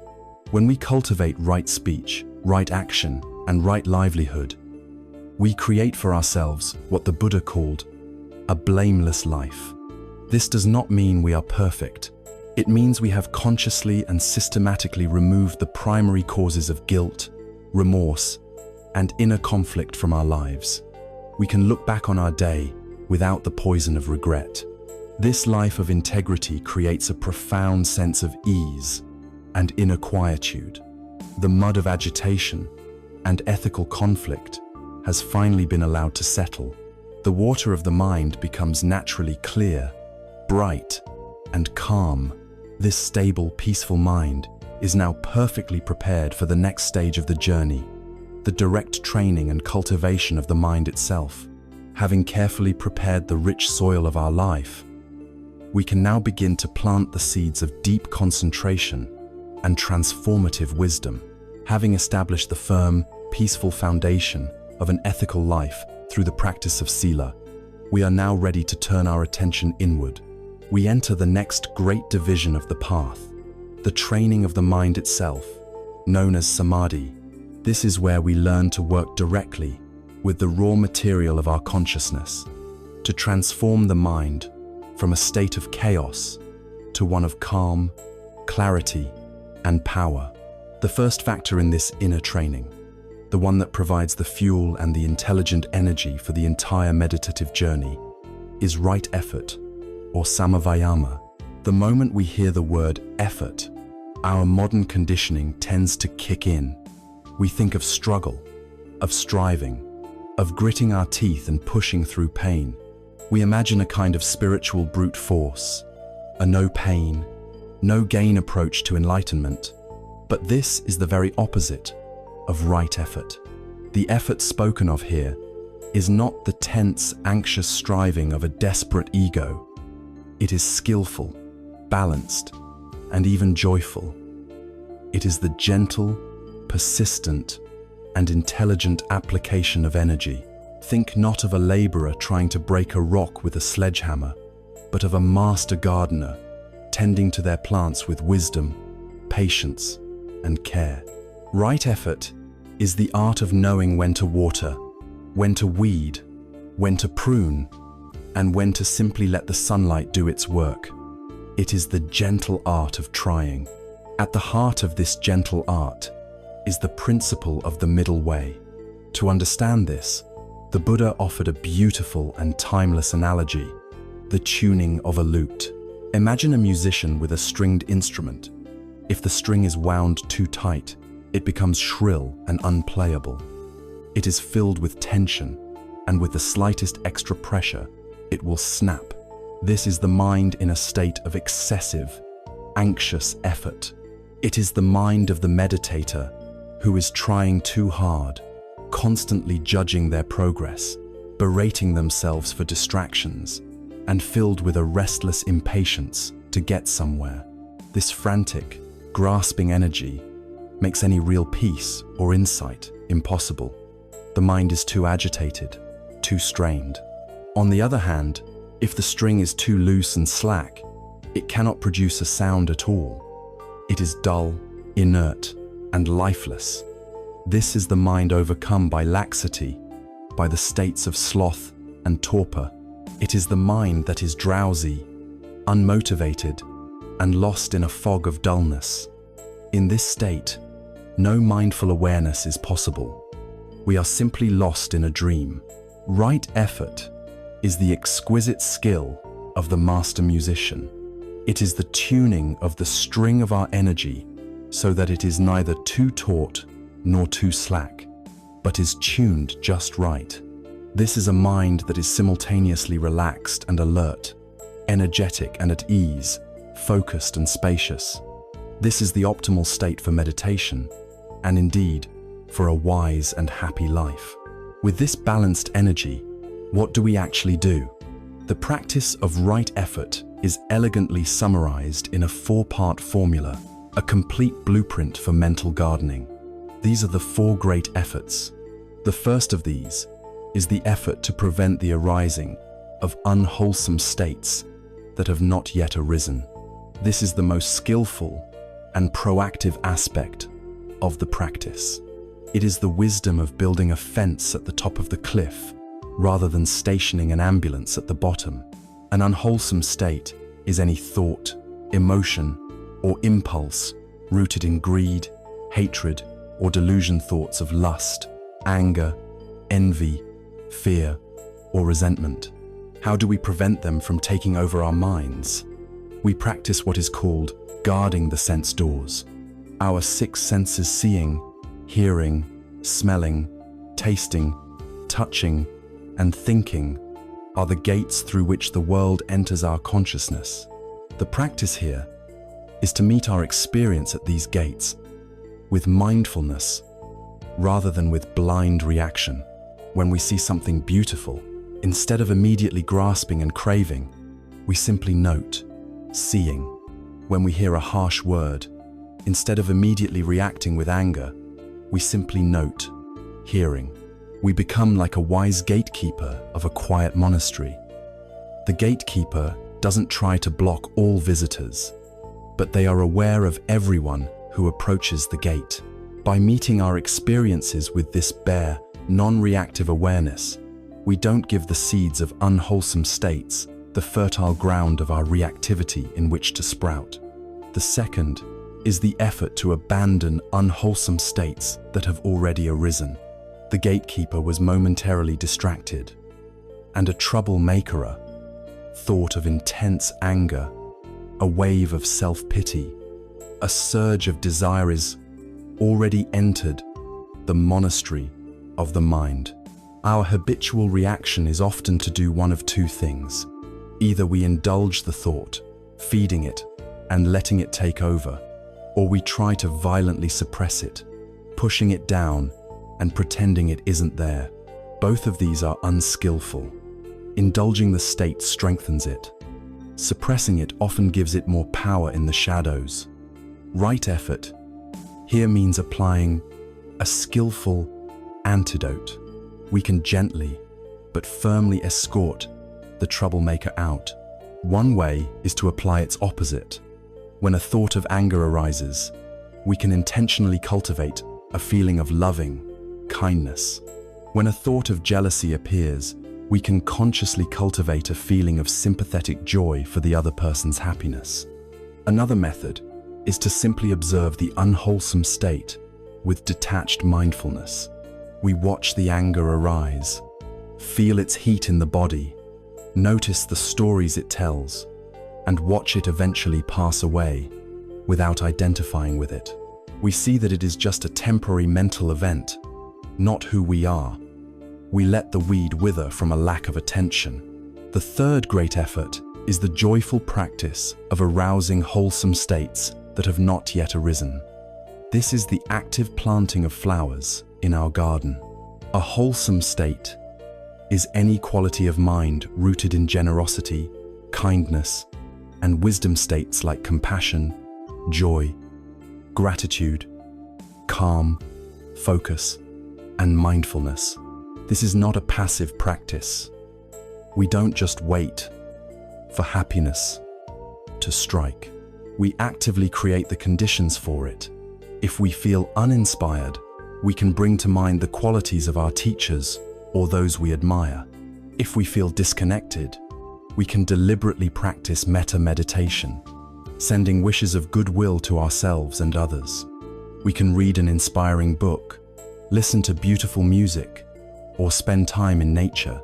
We can make a conscious effort to notice the good in the world and in other people. This is the practice of filling our mind with so much light that there is simply less room for darkness to take root. The fourth and final effort is the practice of maintaining and nurturing the wholesome states that have already arisen. All too often, when a moment of genuine peace, clarity, or joy arises in our mind, we barely notice it. Our problem-solving mind quickly dismisses it and moves on to the next perceived threat or deficiency. This practice is about learning to do the opposite. It is the effort to savor, appreciate, and nurture these precious moments. When a feeling of calm settles over you, the practice is to really pay attention to it. How does it feel in your body? What is the quality of your mind? By giving our gentle, sustained attention to a wholesome state, we are watering it. We are strengthening it. We are allowing its roots to grow deeper, making it a more stable and accessible part of our inner landscape.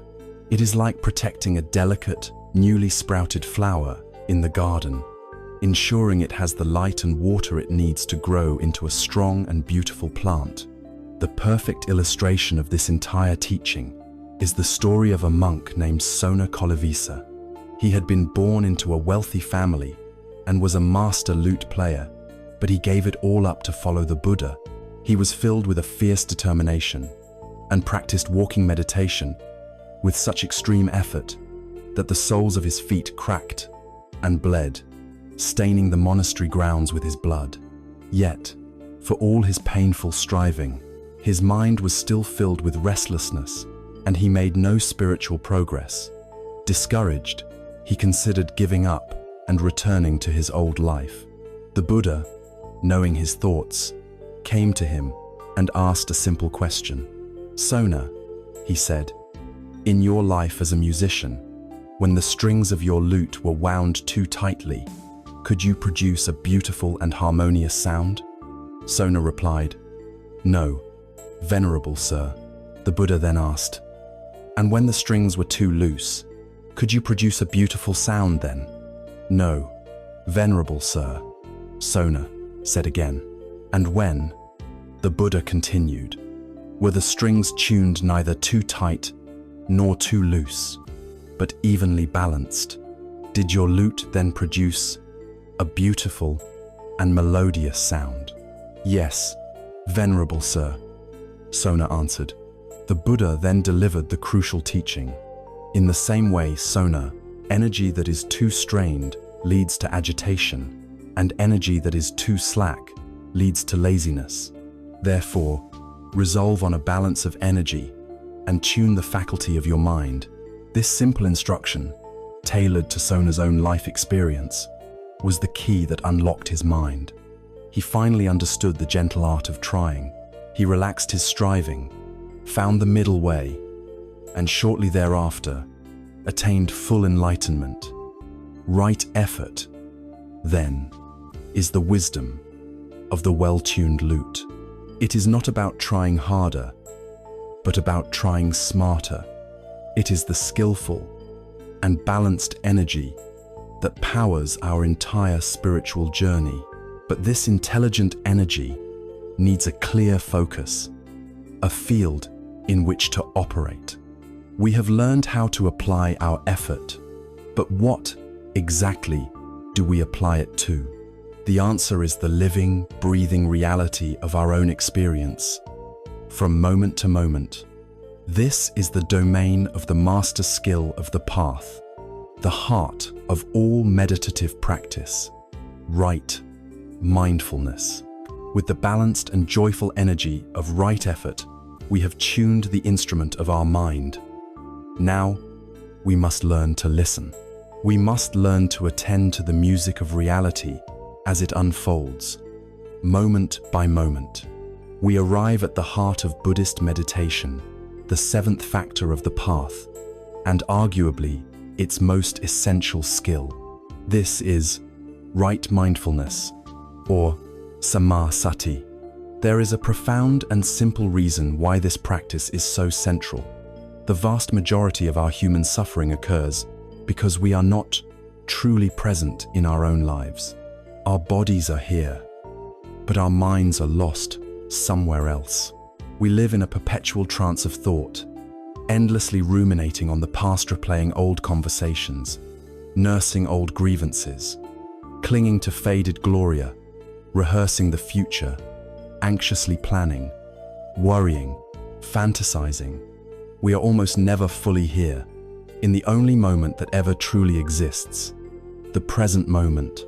Right mindfulness is the art of gently, repeatedly, and kindly waking up from this trance. It is the practice of arriving in our own life. It is crucial to understand what mindfulness is not. It is not about emptying your mind or trying to stop your thoughts. This is a common misconception that leads to immense frustration. Trying to stop thought is like trying to flatten the waves of the ocean. It is a futile and exhausting struggle. Mindfulness is not a battle against thought. It is the art of changing your relationship to your thoughts. A beautiful analogy is that of the sky and the clouds. Imagine your awareness, your true nature, is the vast, open, limitless blue sky. Your thoughts, emotions, and sensations are the clouds that drift through the sky. Clouds are not a problem for the sky. The sky doesn't cling to the beautiful, fluffy white clouds or try to violently push away the dark, stormy ones. It simply allows them all to arise, to be, and to pass away in their own time, without affecting its own fundamental nature. Mindfulness is the practice of learning to rest as the sky, rather than identifying with every passing cloud. It is the capacity to pay attention, on purpose, in the present moment, without judgment.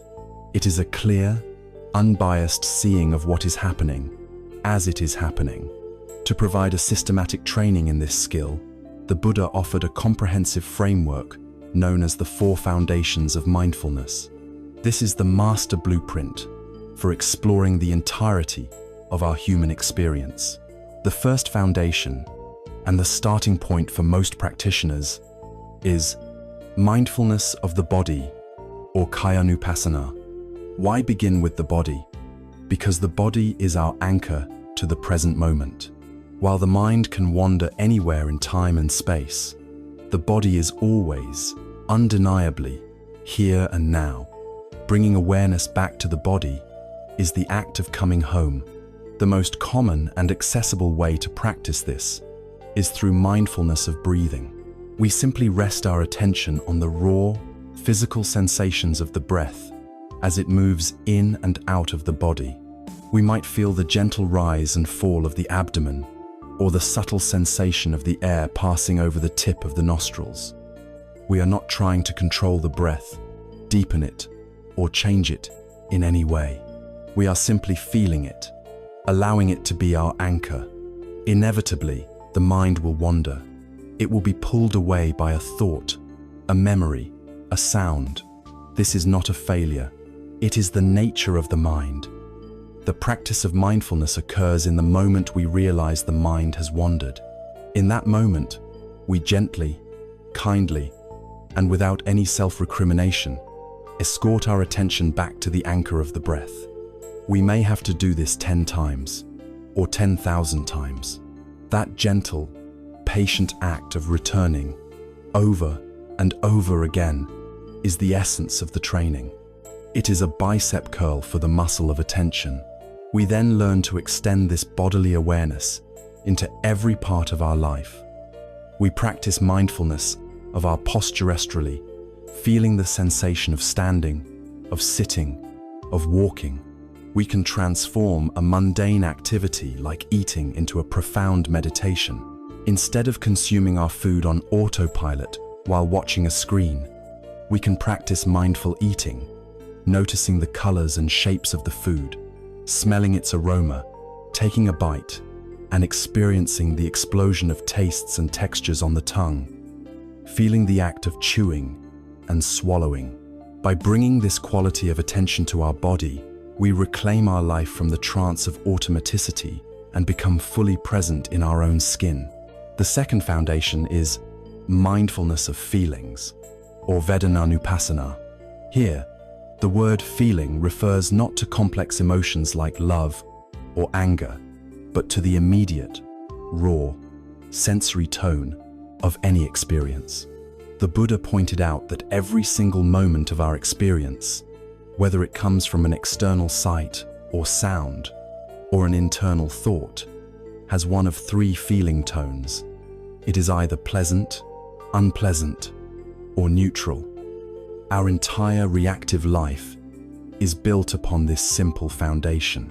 We spend our lives compulsively chasing and clinging to pleasant feelings, desperately resisting and pushing away unpleasant feelings, and completely ignoring the vast majority of our experience, which is neutral. The practice of mindfulness of feelings is to observe these raw feeling tones as they arise and pass away, without getting caught in the automatic chain of reaction. When an unpleasant feeling arises, perhaps the physical sensation of pain or the mental pang of anxiety or habit, is to immediately tense up and fight against it. The mindful approach is to turn toward it with a gentle curiosity. Where do I feel this in my body? What is its actual, raw sensation? Is it hot or cold? Tingling or dull? Is it a solid, unchanging block, or does it pulse, vibrate, and change from moment to moment? By investigating it in this way, we learn a profound truth. The feeling itself is just a wave of energy. It is our resistance to the feeling that turns it into prolonged suffering. We learn to surf the waves of our own experience, rather than being constantly knocked over by them. We see that all feelings, pleasant, unpleasant, and neutral, are like clouds, arising and passing away, and that we do not need to be their slave. This practice inserts a liberating pause between a feeling and our reaction to it, and in that pause lies our freedom. The third foundation is mindfulness of mind, or cittanupassana. In this practice, we turn our awareness back onto the mind itself. We learn to observe the overall state, quality, or weather pattern of our consciousness in any given moment. It is the practice of recognizing, without judgment, the mental landscape. We learn to notice, the mind currently has greed, or the mind currently has aversion. We might notice, the mind is scattered and restless right now, or conversely, the mind is calm and concentrated. The key to this practice is the shift in language and identity. We are not saying, I am an angry person. We are saying, right now, the state of anger is present in the mind. This simple reframing creates a space between our awareness and the mental state itself. We are not the stormy weather. We are the sky that holds the weather. We are not the angry thought. We are the awareness that knows an angry thought is present. This is profoundly liberating. It stops us from being hijacked and defined by our moods. We begin to see that states of mind are also impersonal, conditioned phenomena. They arise due to causes and conditions. They stay for a while, and then they pass away. They are not me or mine. This practice cultivates a deep and honest self-knowledge.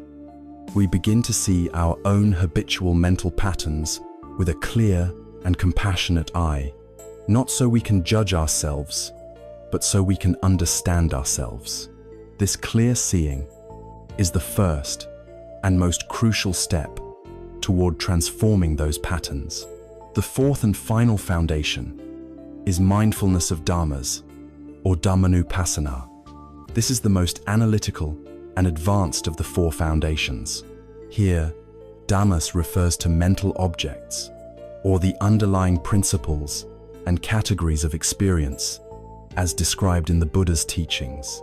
In this practice, we begin to use the map of right view as a direct lens through which to observe the territory of our present moment experience.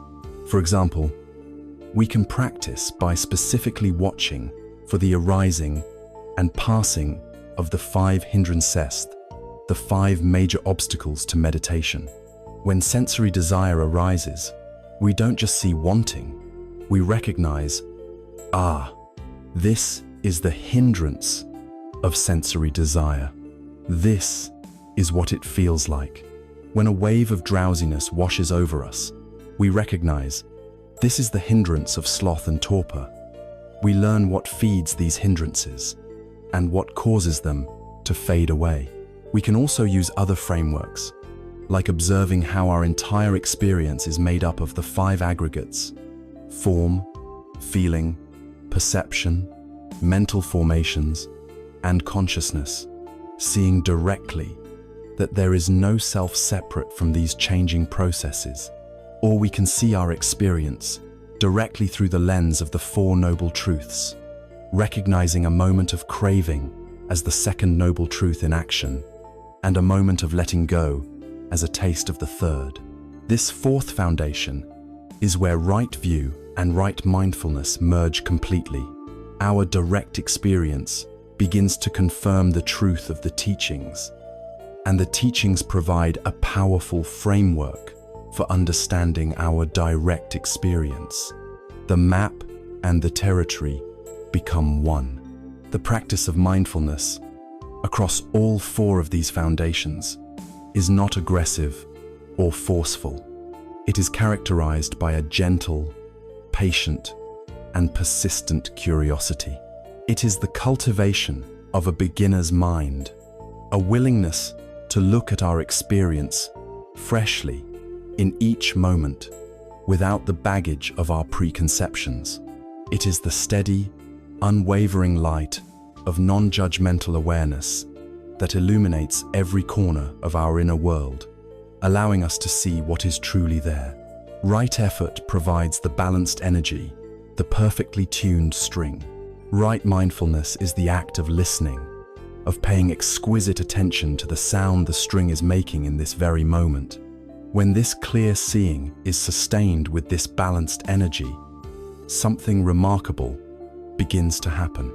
The mind, which was once fragmented, agitated, and scattered in 1,000 directions, naturally begins to gather itself. It becomes calm, unified, and settled. This emerging state of profound mental stability and stillness is the next and final stage of our mental training, the deep and powerful state of right concentration. We have arrived at the culmination of our inner training, the 8th and final factor of the noble path. This is the fruit that grows from a tree well tended. Having established the foundation of a peaceful life through ethical conduct, and having learned to apply balanced energy and present moment awareness through right effort and right mindfulness, we now discover the state that naturally arises from these conditions. This is right concentration, or samma samadhi. It is the deep, unwavering stillness of a mind that has come home to itself. This is not a state you can force. You cannot clench your mental fists and concentrate your way to this peace. It is the organic result of the previous 7 factors working in harmony. When the life is blameless, the energy is balanced, and the attention is steady, the mind, of its own accord, begins to settle and unify. Our normal state of mind is one of fragmentation. It is like a light bulb, casting a diffuse, scattered, and relatively weak light in 1,000 directions at once. Our mental energy is dissipated through endless thoughts, worries, plans, and memories. The practice of concentration, supported by mindfulness, is like placing a lens and a reflector around that bulb. It gathers all those scattered rays of consciousness and focuses them into a single, coherent, and powerful beam. This is the quality of samadhi, a mind that is collected, unified, and unwavering. It is helpful to clarify the intimate relationship between mindfulness and concentration, as they are the 2 wings that allow the heart to fly. Mindfulness, or sati, is the faculty of awareness that notices where the attention is. It is the gentle shepherd that sees when a sheep has wandered from the flock. Concentration, or samadhi, is the quality of the flock staying together. It is the mind's ability to remain on a chosen object without being easily distracted. They exist in a beautiful feedback loop. The more we practice mindfulness, patiently bringing our attention back again and again, the stronger our concentration becomes. The mind learns to stay put for longer periods. And as concentration deepens, the mind becomes calmer and clearer, making it much easier to be mindful. One without the other is incomplete. Mindfulness without concentration can be weak and fleeting. Concentration without mindfulness can become a dull, trance-like state. Working together, they create a mind that is both serenely stable and brightly aware. A classic analogy helps to illustrate this entire process. Imagine your mind is a deep lake. In its natural state, its water is clear and still, and you can see all the way to the bottom. But for most of us, the lake is constantly whipped into a frenzy by 5 kinds of wind. These are the 5 hindrances. The wind of sensory desire, which makes the water churn with wanting. The wind of ill will, which makes it boil with anger and aversion. The wind of sloth and torpor, which stirs up a thick, sleepy mud from the bottom. The wind of restlessness and worry, which creates endless, anxious ripples. And the wind of skeptical doubt, which clouds the water with uncertainty. With these winds constantly blowing, the lake is choppy and murky. You cannot see your own reflection, let alone the treasures lying at the bottom. The practice of sile ethical conductis, like building a great wall around the lake, to stop outsiders from throwing rocks into it. The practice of right effort and right mindfulness is the direct work of calming the winds themselves. We learn to stop feeding our desires, to soothe our aversions, to energize our dullness, to calm our restlessness, and to clarify our doubt. As these winds gradually die down, something magical happens. The water of the lake, without any further effort, naturally becomes still. The mud settles. The surface becomes as smooth as glass, perfectly reflecting the trees and the sky. This profound stillness and clarity of the water is samadhi. In the classical teachings, right concentration is formally defined as the attainment of 4 progressively deeper states of meditative absorption, known as the 4 jhanas. These states are not mystical or otherworldly. They are natural potentials of a purified human consciousness. As the 5 hindrances are suppressed, the first jhana arises. This state is characterized by the arising of 2 powerful factors of happiness: piti, which is a kind of energetic, fizzy, joy or rapture, and sukha, which is a deeper, more serene sense of bliss and contentment.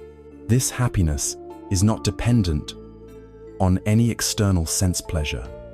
It is born of seclusion, born of the mind's freedom from its usual torments. In this state, the mind is still lightly thinking and observing, but it is so joyfully absorbed in its object of meditation that it has no desire to wander. As concentration deepens further, we enter the second jhana. Here, the subtle activity of thought completely ceases. The mind becomes utterly silent, unified, and still. The feelings of rapture and happiness remain, but they are now even more profound, born not just of seclusion, but of concentration itself. There is a deep, unshakable sense of inner confidence and tranquility. The mind is like a deep, spring-fed lake, with no inlets or outlets, welling up with cool, clear water from within. From there, the practice leads to the third jhana. In this state, the more energetic and exciting quality of rapture fades away. It is seen as a subtle form of agitation compared to the even deeper peace that is now available. What remains is the profound, all-pervading happiness of sukha, now accompanied by a powerful, lucid equanimity, or upekkha. The joy is no longer bubbly, It is a deep, quiet, and radiant contentment that suffuses the entire body and mind. One abides in a state of alert, mindful bliss. Finally, the path of concentration culminates in the fourth jhana. Here, even the subtle feeling of happiness is transcended. All sensation of pleasure and pain, joy and sorrow have ceased. What remains is a state of pure, perfect, and unshakable equanimity. The mind is utterly still, yet brilliantly awake and aware. It is described as being purified, bright, malleable, and incredibly powerful, like a perfectly sharpened and balanced sword, ready for use. This is the unwavering mind, the culmination of the training in mental discipline. As blissful and profound as these states are, it is crucial to understand that they are not the final goal of the path. They are not an escape from life. They are the sharpening of the tool. A mind that has been unified and purified through right concentration is the most powerful instrument in the universe for the discovery of truth. The purpose of developing this laser beam of attention is to turn it back upon experience itself and see reality with a clarity that can permanently uproot suffering. This is the transition from samatha, or calming the mind, to vipassana, or clear-seeing insight. It is this stable, powerful, and equanimous mind that can look directly at any thought, any feeling, or any sensation and penetrate its true nature. It is this mind that can see for itself the universal marks of all existence, that all things are impermanent, anicca, that clinging to what is impermanent is inherently unsatisfactory, dukkha, and that within these fleeting processes there is no solid, separate, unchanging self to be found, anatta. An ordinary, scattered mind can understand these concepts intellectually, but a deeply concentrated mind can know them as a direct, lived reality, an insight so profound that it shatters the chains of ignorance forever. With the attainment of right concentration, our tour of the Samadhi division of the path is complete. We have learned to apply balanced energy, to cultivate unwavering mindfulness of the present moment, and to gather the scattered fragments of our consciousness into a powerful, unified whole.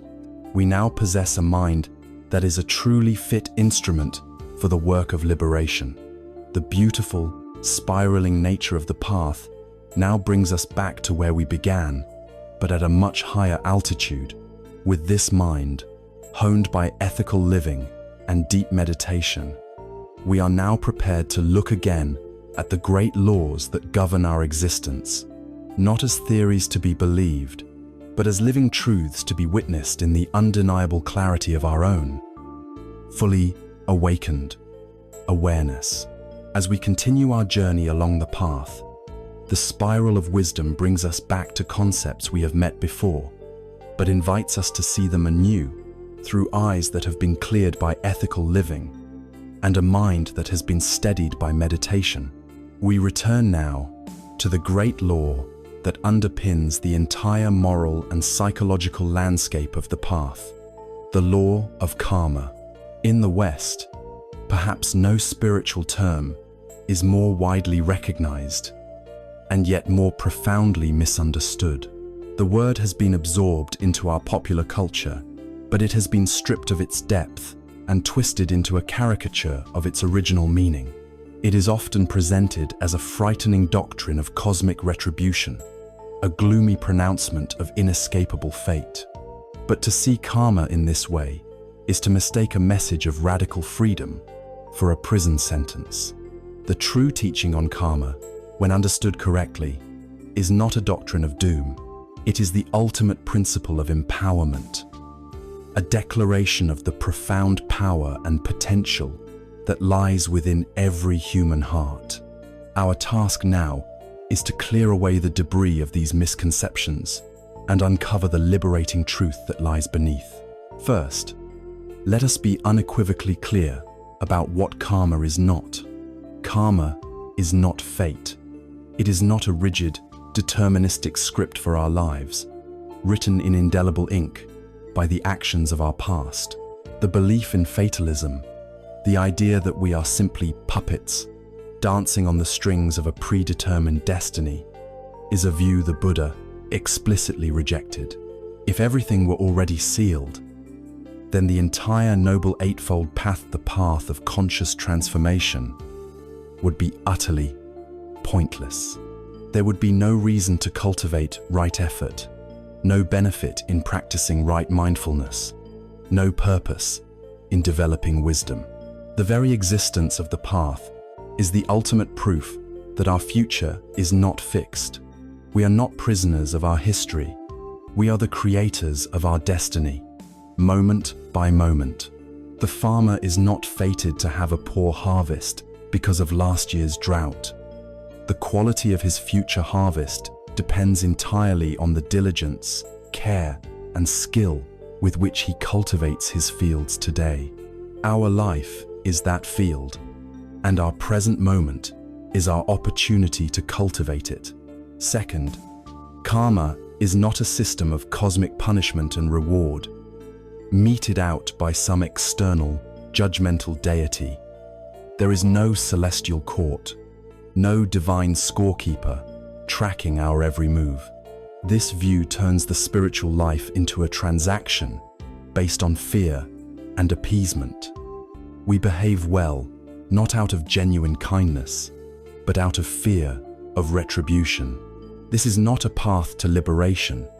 It is a path to superstition. The law of karma is far more elegant and impersonal than that. It is a natural law, as fundamental and impersonal as the law of gravity. Gravity does not punish you for stepping off a cliff. It simply operates, consistently and impartially.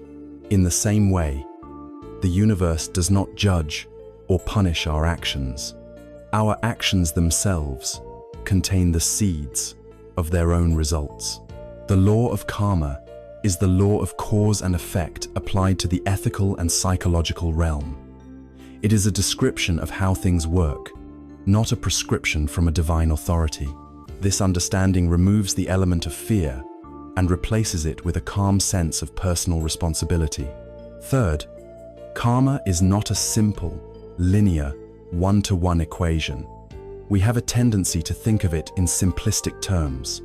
I stole $10, so $10 will be stolen from me. While there is a resonance between an action and its result, the process is infinitely more complex and nuanced. Our present moment is not the result of one single past action. It is the confluence of a vast and intricate web of countless actions from the past. A better analogy is not a line of dominoes, but the weather. A hurricane is not caused by one single factor. It is the result of an incredibly complex interplay of ocean temperature, air pressure, humidity, wind patterns, and the rotation of the Earth.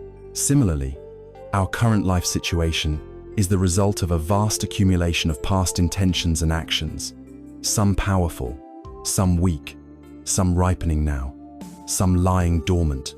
This complexity helps to explain what can seem like injustices in the world. We see a kind and generous person suffering from a terrible illness, and a cruel and corrupt person enjoying wealth and success. This is not a contradiction of the law of karma, but an illustration of its complexity. The kind person may be experiencing the ripening, the vipaka, of a powerful negative karma from the distant past, while their present kindness is planting seeds for future happiness. The cruel person may be enjoying the fruits of powerful positive karma from their past, while their present harmful actions are planting the seeds for a future of immense suffering. Things are not always as they seem on the surface. So, if karma is not fate, not punishment, and not simple causality, what is it? The Buddha gave a definition of stunning clarity and power. He said, "It is intention, monks, that I call karma. For having intended, one then acts by body, speech, and mind." This is the absolute heart of the teaching. Cetana, or intention, is the seed of karma. The physical action itself is of secondary importance. It is the motive, the will, the quality of heart behind the action that gives it its karmic weight. A surgeon and a murderer can perform a similar physical act, cutting into a person's body with a sharp blade.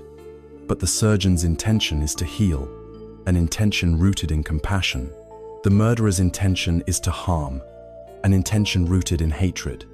The karmic results of these two actions are worlds apart because their motivating intentions are polar opposites. A person who gives a great sum of money to charity in order to enhance their public reputation and feel superior creates a very different karma than a person who gives a single dollar anonymously with a heart overflowing with genuine goodwill. Every moment that we are conscious, we are forming intentions. These intentions are like seeds that we are constantly planting in the fertile soil of our own mind stream. Intentions of generosity, kindness, forgiveness, and understanding are wholesome seeds that will, in time, ripen into the fruit of happiness, peace, and pleasant circumstances.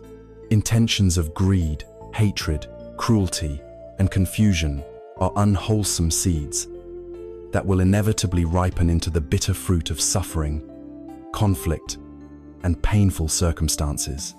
The world we are experiencing right now is the garden that has grown from the seeds of our past intentions. And the world we will experience in the future is being created by the seeds we are choosing to plant in this very moment. This leads us to the most liberating and empowering aspect of this entire teaching, the supreme importance of the present moment. Here we must make a crucial distinction between karma, the action, and vipaka, the result. We are always living in a confluence of these two realities. We are, in this moment, experiencing the vipaka, the ripening fruit of seeds we have planted in the past. At the same time, we are, in this moment, creating new karma, planting new seeds through our present intentions and actions. This is where our freedom lies. We cannot go back and unplant the seeds of our past. What is done is done. The fruit will ripen when the conditions are right. But we have absolute, total freedom in this present moment to choose what new seeds we will plant. This is perfectly illustrated by the Buddha's teaching on the two arrows. The first arrow is the painful event itself, the ripening of old, unwholesome karma. We get sick. We lose our job. A loved one leaves us. Someone insults us. Life will inevitably shoot us with these first arrows. They are unavoidable. They are the painful vipaka.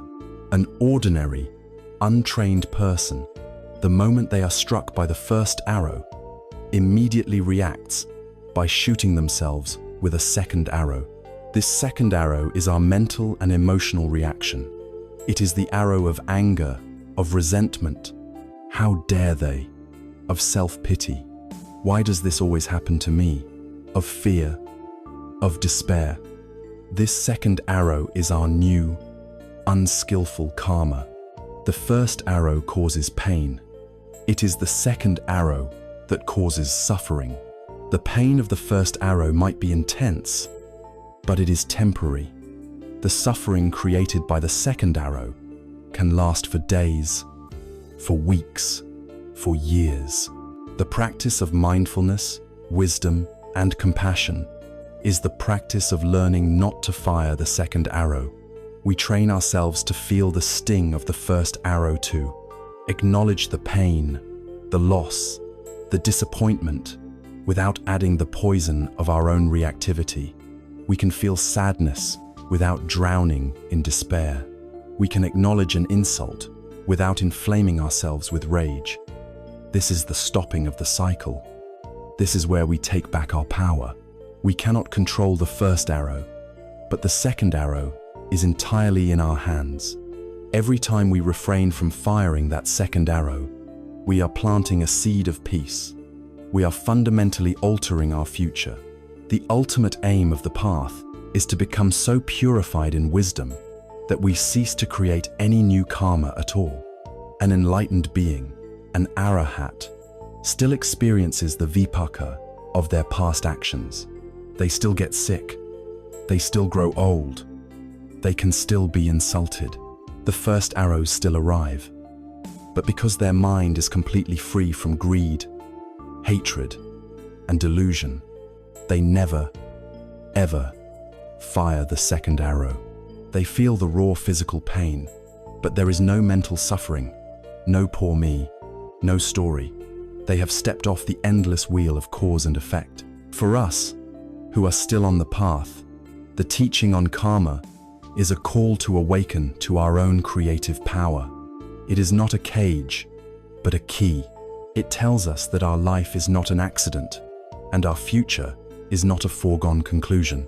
It invites us to become a conscious and compassionate gardener of our own life, to take responsibility for the weeds that are already growing, and more importantly, to choose with great care and wisdom the beautiful, wholesome, and liberating seeds we will plant today. Now that we understand challenges not as punishments, but as the ripening of old seeds, and our response as the planting of new ones, how do we practically learn to meet this ripening fruit, especially when it is bitter, with grace and wisdom? Having come to understand the law of karma not as a frightening sentence of fate, but as a liberating principle of cause and effect, we arrive at a most practical and urgent question. We now see that our present lives are a mixture of sweet and bitter fruit, ripening from the countless seeds of intention we have planted in the past. When the sweet fruit ripens, when we experience joy, success, and connection, it is easy to be at peace. But what happens when the bitter fruit ripens? What do we do when the inevitable challenges of life arrive at our doorstep? When loss, sickness, betrayal, or failure appear, our deeply ingrained habit is to react with fear, resistance, and aversion.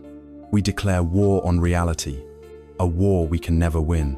The practice of wisdom is the art of learning to meet these challenges in a new way, not as punishments to be endured, but as messengers to be understood, not as enemies to be fought, but as teachers to be embraced. This is the skill of learning how to handle the harvest of our past with grace, courage, and a heart of peace. The most powerful and practical tool for this training is the teaching of the two arrows, a teaching so profound that it can, by itself, revolutionize our entire relationship with suffering. Imagine you are walking through a forest, and suddenly, you are struck in the arm by an arrow. This is the first arrow. It causes a sharp, immediate, and unavoidable pain. This first arrow is the vipaka of our past karma. It is the challenging life event itself, the medical diagnosis, the loss of a job, the end of a relationship, the sting of an unfair criticism. In this human life, it is impossible to go through the forest without ever being struck by a first arrow. They are a given part of our existence. The pain they cause is clean, direct, and real. Now, an ordinary, untrained person, upon being struck by this first arrow, immediately does something tragic and absurd. They take out a second arrow and they shoot it into the very same spot. This second arrow represents our mental and emotional reaction to the initial pain. It is the arrow of our stories, our judgments, our resistance. It is the voice that screams, "Why me? This is terrible. My life is ruined. I can't stand this." It is the arrow of anger, the arrow of self-pity, the arrow of fear, the arrow of despair. This second arrow is our new karma. It is entirely optional. And it is this second arrow that transforms clean pain into prolonged, dirty suffering. The first arrow causes pain. The second arrow causes dukkha. The practice of mindfulness and wisdom is the practice of learning to feel the full sting of the first arrow without ever firing the second. It is the capacity to experience disappointment without adding the poison of resentment. It is the ability to feel the sadness of loss without adding the story of victimhood. It is the courage to acknowledge fear without being paralyzed by catastrophic thinking. This teaching empowers us by showing us that while we may not always have control over the first arrows life sends our way, the second arrow is always 100% our own choice. Our suffering is not what happens to us. It is what we add to what happens to us. The essential first step in learning not to fire the second arrow is the cultivation of acceptance, or khanti. In our culture, acceptance is often mistaken for weakness, for passive resignation, or for condoning a harmful situation. But in this path, acceptance is an act of supreme courage and profound intelligence. It is not about giving up. It is about the radical act of ceasing to fight with reality. Acceptance is the clear seeing and honest acknowledgement of what is true in this present moment. It is the mind that says, yes, this pain is present. This loss has happened. This fear is being felt. As long as our mind is screaming, this shouldn't be happening, we are locked in a futile battle. We are expending enormous amounts of precious energy, resisting what already is. This resistance is the primary source of our tension, our anxiety, and our suffering. It is the energy that powers the second arrow. Acceptance is the decision to lay down our weapons. It is the end of the war with what is. It does not mean we have to like the situation. It does not mean we cannot take steps to change it in the future. But it means that for this moment, we accept the reality of the landscape before us. Only from this place of clear-eyed acceptance can we free up our energy to ask the most important question. Given that this is the situation, what is the most skillful, wise, and compassionate response? Acceptance is not the end of action. It is the necessary prerequisite for any effective and intelligent action. When we can meet our difficulties with the wisdom of the two arrows and the courage of acceptance, a remarkable alchemy becomes possible. Our challenges are no longer seen as random misfortunes or cosmic punishments. They are revealed to be our most powerful and intimate teachers. Every difficulty that arrives in our life is a bespoke curriculum designed to help us awaken, a masterclass in a particular quality we need to develop. The difficult person at work, who constantly irritates us, is no longer just an annoyance. They become a master teacher of patience. They show us with perfect precision where our triggers are, where our heart is still closed, and where our equanimity is weak. A major financial loss is no longer just a catastrophe. It becomes a profound teacher of non-attachment. It forces us to question where we seek our true security and reveals the folly of trying to find lasting safety in things that are inherently unstable. A sudden and frightening illness is no longer just a cruel twist of fate. It becomes an intimate teacher of impermanence. It teaches us about the true nature of our body. It softens our pride, and it can open our hearts to a deep and boundless compassion for all other beings who are also living in fragile, mortal bodies. When we adopt this perspective, our entire orientation to life shifts. We stop asking the disempowering question, "Why is this happening to me?" And we start asking the empowering and transformative question, "What is this here to teach me?" We learn to look for the lesson hidden within the loss, the strength hidden within the struggle, the gold hidden within the lead, to embrace the fruit of our past especially when it is bitter, is therefore a deeply active and courageous process. It is not about gritting our teeth and enduring. It is about meeting our experience with a curious and open heart. It is about using every challenge as an opportunity to practice an opportunity, to refrain from firing the second arrow, an opportunity to cultivate acceptance, and an opportunity to learn the specific lesson that this moment is offering. This path turns the whole of our life into our field of practice. The difficult moments are no longer interruptions to our spiritual path. They are the path. To walk this path skillfully, to truly learn from the lessons of our challenges, we must deepen our insight into the fundamental nature of the world in which these challenges arise.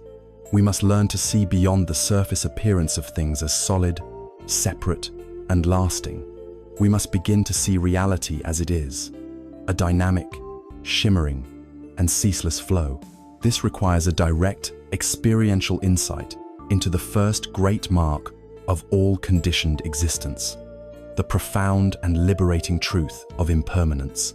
Having learned to skillfully embrace the challenges of our lives as the ripening fruit of our past, we must now deepen our investigation. To find true freedom, it is not enough to simply manage our difficulties.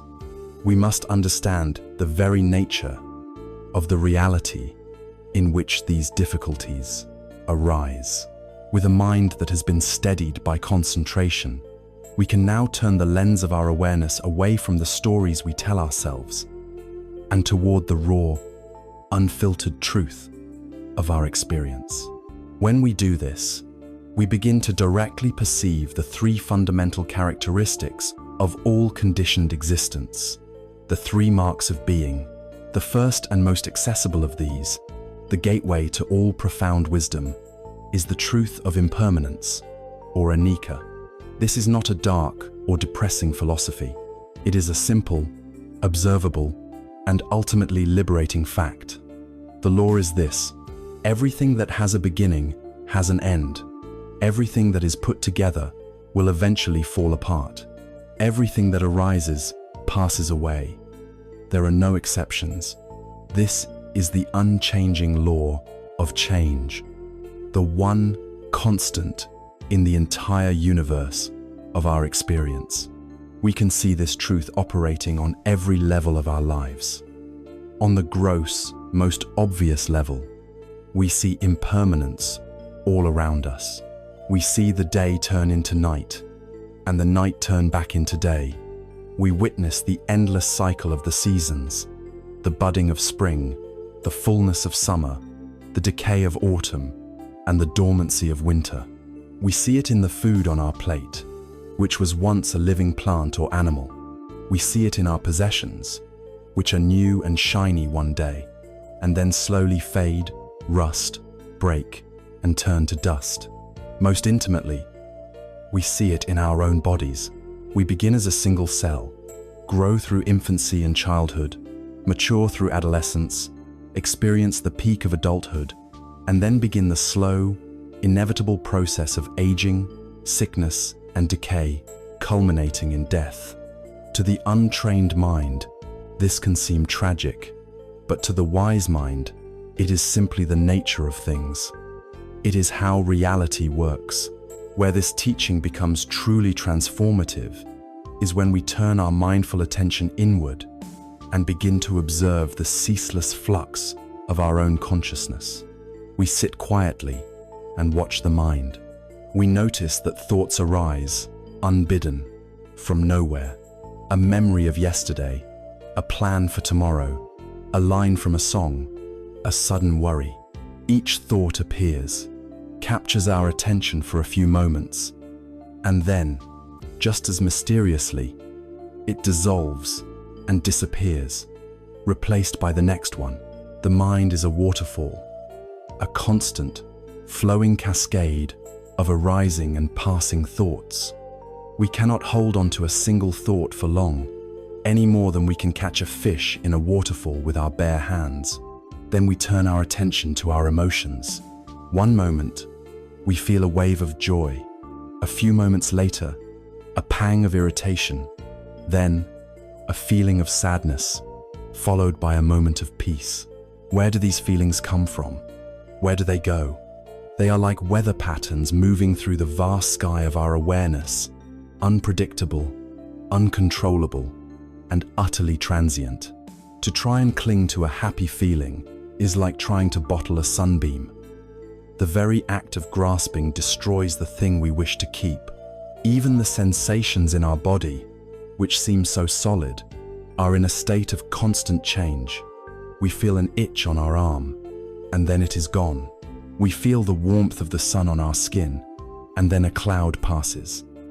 We feel the rhythmic pulse of our own heart, a constant reminder of the dynamic, process-like nature of our physical being. The body is not a static object, a solid thing.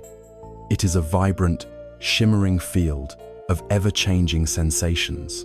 When we look deeply, with a concentrated mind, we see that there is nothing, absolutely nothing, in our external or internal world that we can point to and say, this is permanent, this will last.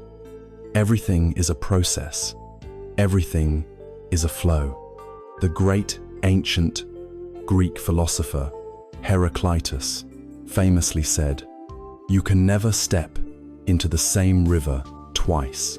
The water is always moving, always new." The Buddha's teaching on anicca is this profound insight applied to the whole of reality. Our life is not a solid entity. It is this flowing river of experience. This direct seeing of impermanence leads us to the very root of our suffering, our dukkha. The problem is not the river. The problem is not that reality is constantly flowing and changing. The flow itself is neutral. It is simply what is. The suffering arises from our reaction to the flow. It arises from our desperate, exhausting, and ultimately futile attempt to stand in the middle of this powerful river and command it to stop. When the river of life flows through a particularly beautiful and pleasant patcha moment of success, a joyful connection, a feeling of bliss, become enchanted. We say, I want this to last forever. We try to build a dam around that experience. We try to grab a handful of the flowing water and hold it tightly in our fist, believing we can possess it. But the river of reality simply flows on, around our dam and through our fingers, and we are left with nothing but the ache of our own clinging and the pain of inevitable loss. Conversely, when the river flows through a difficult and rocky patcha, painful emotion, a period of failure, a frightening illness we resist, we push against the current. We say, this shouldn't be happening. Go away. This resistance creates immense friction, tension, and turmoil. Our struggle against the unpleasant reality is what amplifies our pain and turns it into prolonged suffering. The wisdom of impermanence teaches us to stop fighting this unwinnable war. It invites us to become a skillful boater, one who understands the currents and learns to navigate them with grace, wisdom, and ease. When we truly begin to absorb this teaching, not just as an idea, but as a lived reality, it brings with it two immense and liberating gifts. The first gift is freedom from the tyranny of clinging. When we see, on a deep gut level, that everything is fleeting, our compulsive need to grasp and possess begins to soften. We can still love people deeply, but we do so without the frantic, fearful need to control them. We can still enjoy success and beauty, but we do so with a light touch, appreciating them as precious, transient gifts. In fact, we begin to appreciate the pleasant moments of life even more, precisely because we know they will not last. A cherry blossom is so exquisitely beautiful in part because we know it will be gone in a week. Its transient nature is inseparable from its beauty. This understanding brings a profound sense of ease and gratitude into our lives. The second gift is the gift of hope in the midst of pain. When we are caught in the depths of grief, anxiety, or despair, the wisdom of impermanence is a powerful and trustworthy solace. We can bring to mind the undeniable truth: this too shall pass. No mood is permanent. No emotional storm can rage forever. No situation, no matter how difficult, is fixed and eternal. The clouds will eventually part. The river will eventually flow into a calmer stretch of water. This is not just wishful thinking. It is a fundamental law of existence. Holding this truth in our hearts does not necessarily make the pain disappear, but it makes it bearable. It gives us the strength to endure, knowing that the darkness is not our final destination. The deep experiential seeing of impermanence is the master key that unlocks the other great insights of the path. When we see that everything we could possibly cling to is constantly changing, we understand on a visceral level why that clinging is a source of stress and unsatisfactoriness. This is the insight into dukkha. And as we continue to watch this ceaseless, shimmering, ownerless flow of thoughts, feelings, and sensations, a profound question naturally arises in the quieted mind. If everything is constantly changing, if there is nothing solid or permanent to be found anywhere, then where is the I? What is the unchanging self that is witnessing all of this change? This penetrating question, born directly from the heart of seeing impermanence, leads us to the doorstep of the most challenging, the most radical, and the most profoundly liberating truth on the entire path: the wisdom of not self.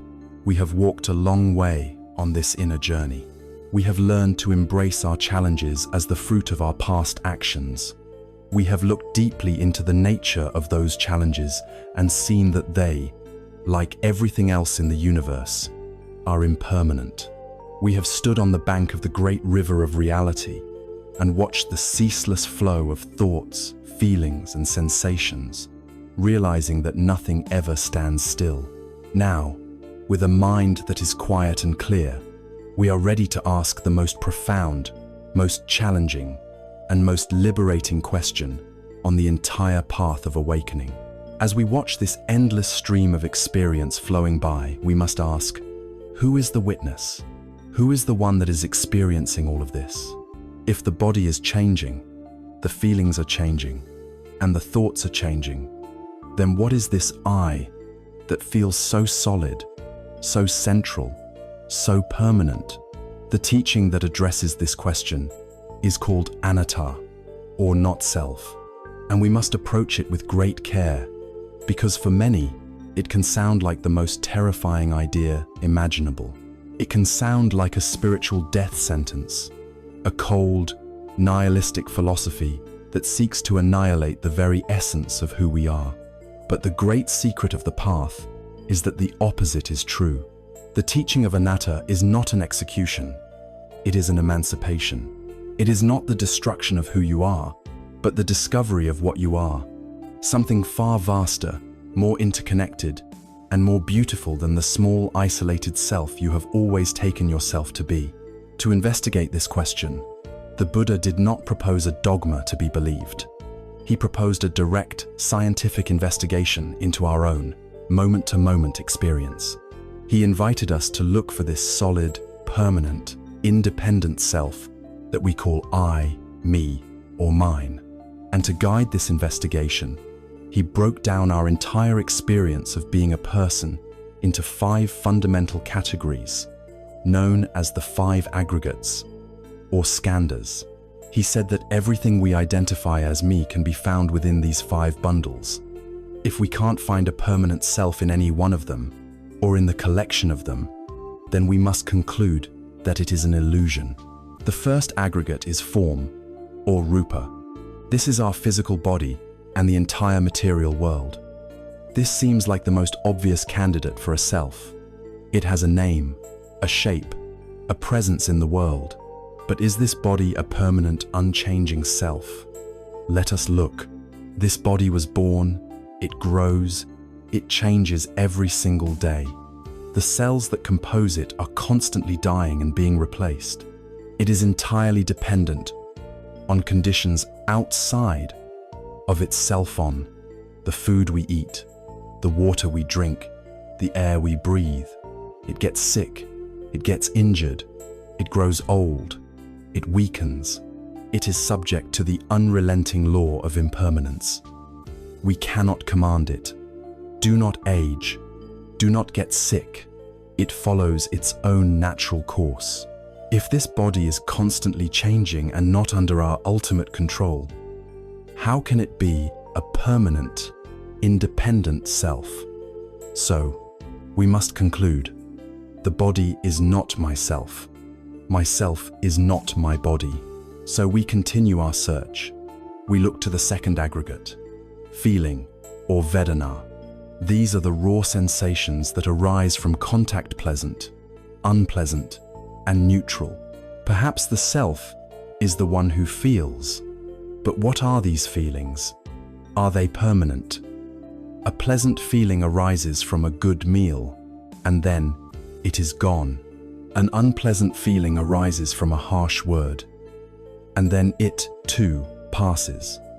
A neutral feeling from sitting in a quiet room is replaced by something else.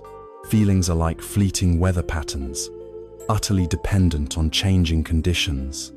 They are ephemeral, unreliable, and they flicker in and out of existence from moment to moment. Can this cascade of transient feelings be a stable, lasting self? Number. So we must conclude, feelings are not myself. The third aggregate is perception, or sanya. This is the faculty of recognition and labeling. It is the part of the mind that sees a shape and says tree, hears a sound and says car, or feels a sensation and says pain. It is the process of creating our mental map of the world. But is this map the self? Our perceptions are also conditioned. They are based on our past experiences, our culture, our language, our mood.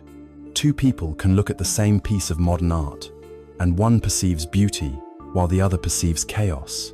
Our perceptions are not a pure reflection of reality. They are an interpretation. They are conditioned and unreliable. Can this fallible, conditioned process of labeling be the permanent self? Number.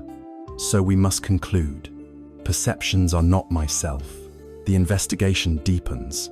We come to the fourth aggregate, mental formations, or sankhara. This is a broad category that includes all our other mental habits, our opinions, our beliefs, our prejudices, our desires, our aversions, our volitional urges. This seems to get closer to what we think of as our personality. These are the patterns of thought and reaction that make us seem like us. But are these formations a permanent self? Look closely. Can you not change an opinion? Can you not soften a prejudice? Can you not learn a new habit? Of course you can. These mental formations are all conditioned processes. They arise because of past learning, and they can be changed through new learning. They are malleable, impermanent, and in a state of constant flux. They are more like software programs running on the mind than a solid, unchanging entity. So, we must conclude, our mental formations are not ourself.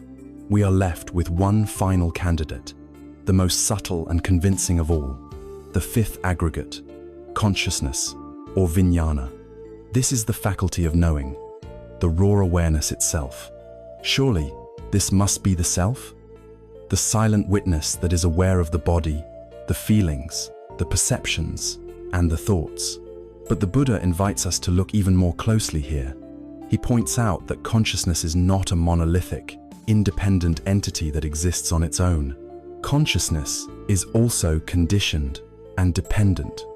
It always arises in relationship to an object.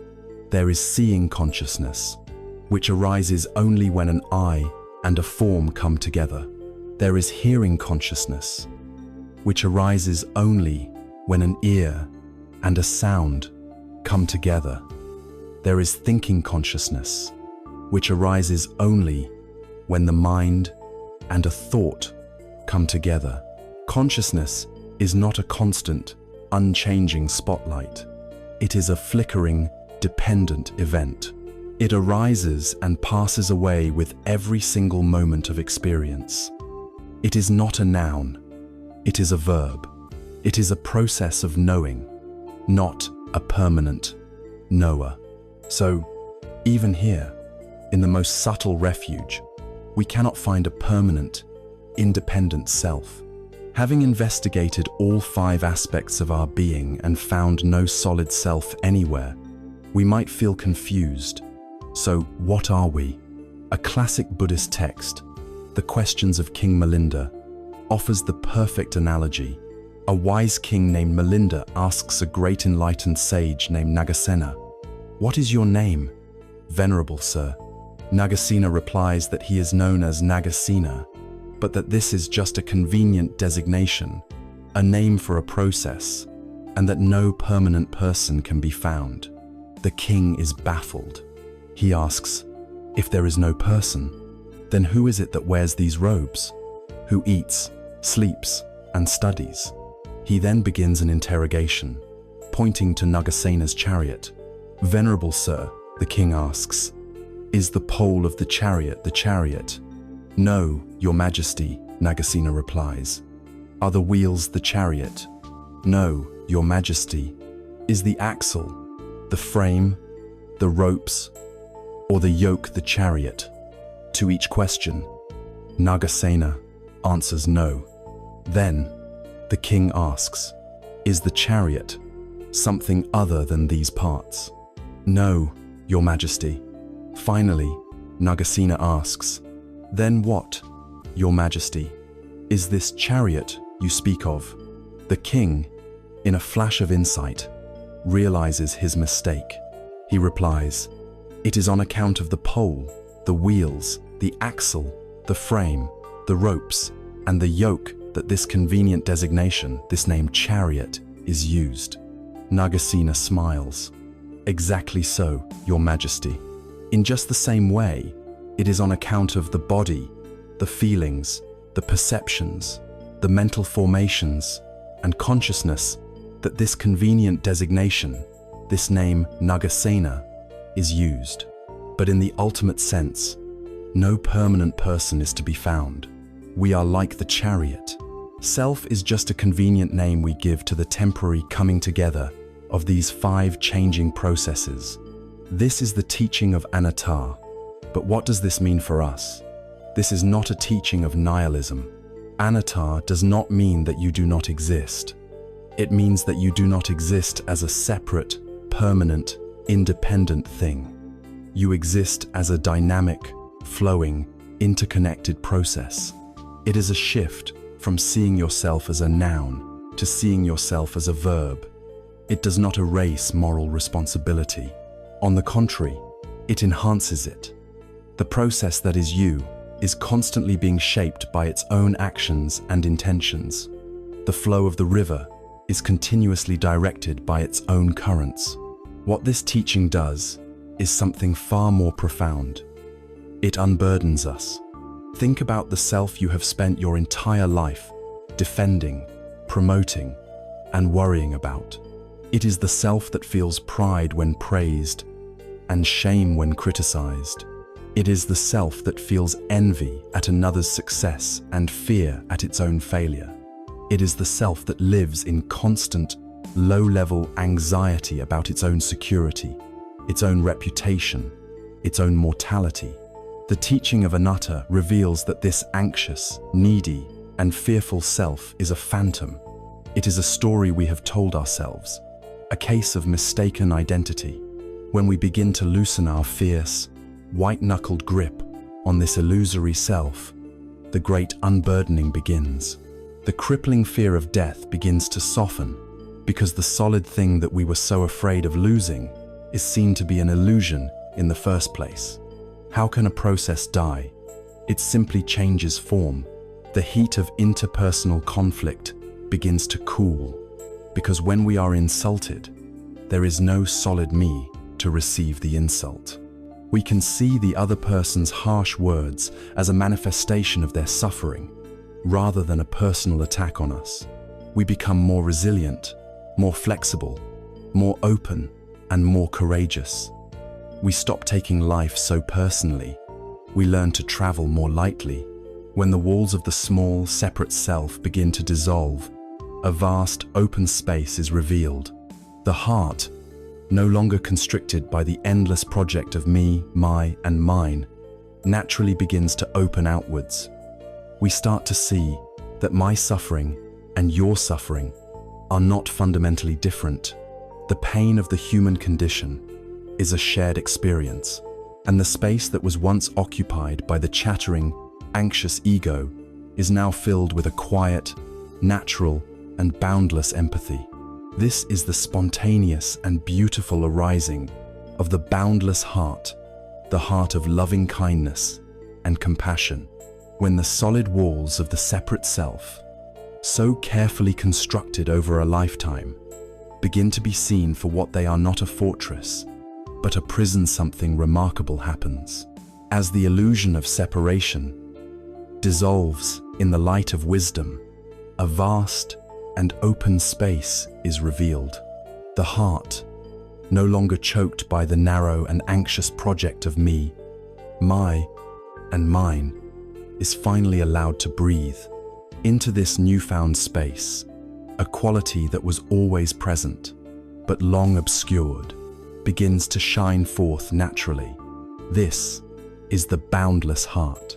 This is the beginning of the training in the 4 Brahma-viharas, or divine abodestha, sublime and noble states of a liberated mind. The first and most foundational of these, the gateway to all the others, is the practice of metta, or loving kindness.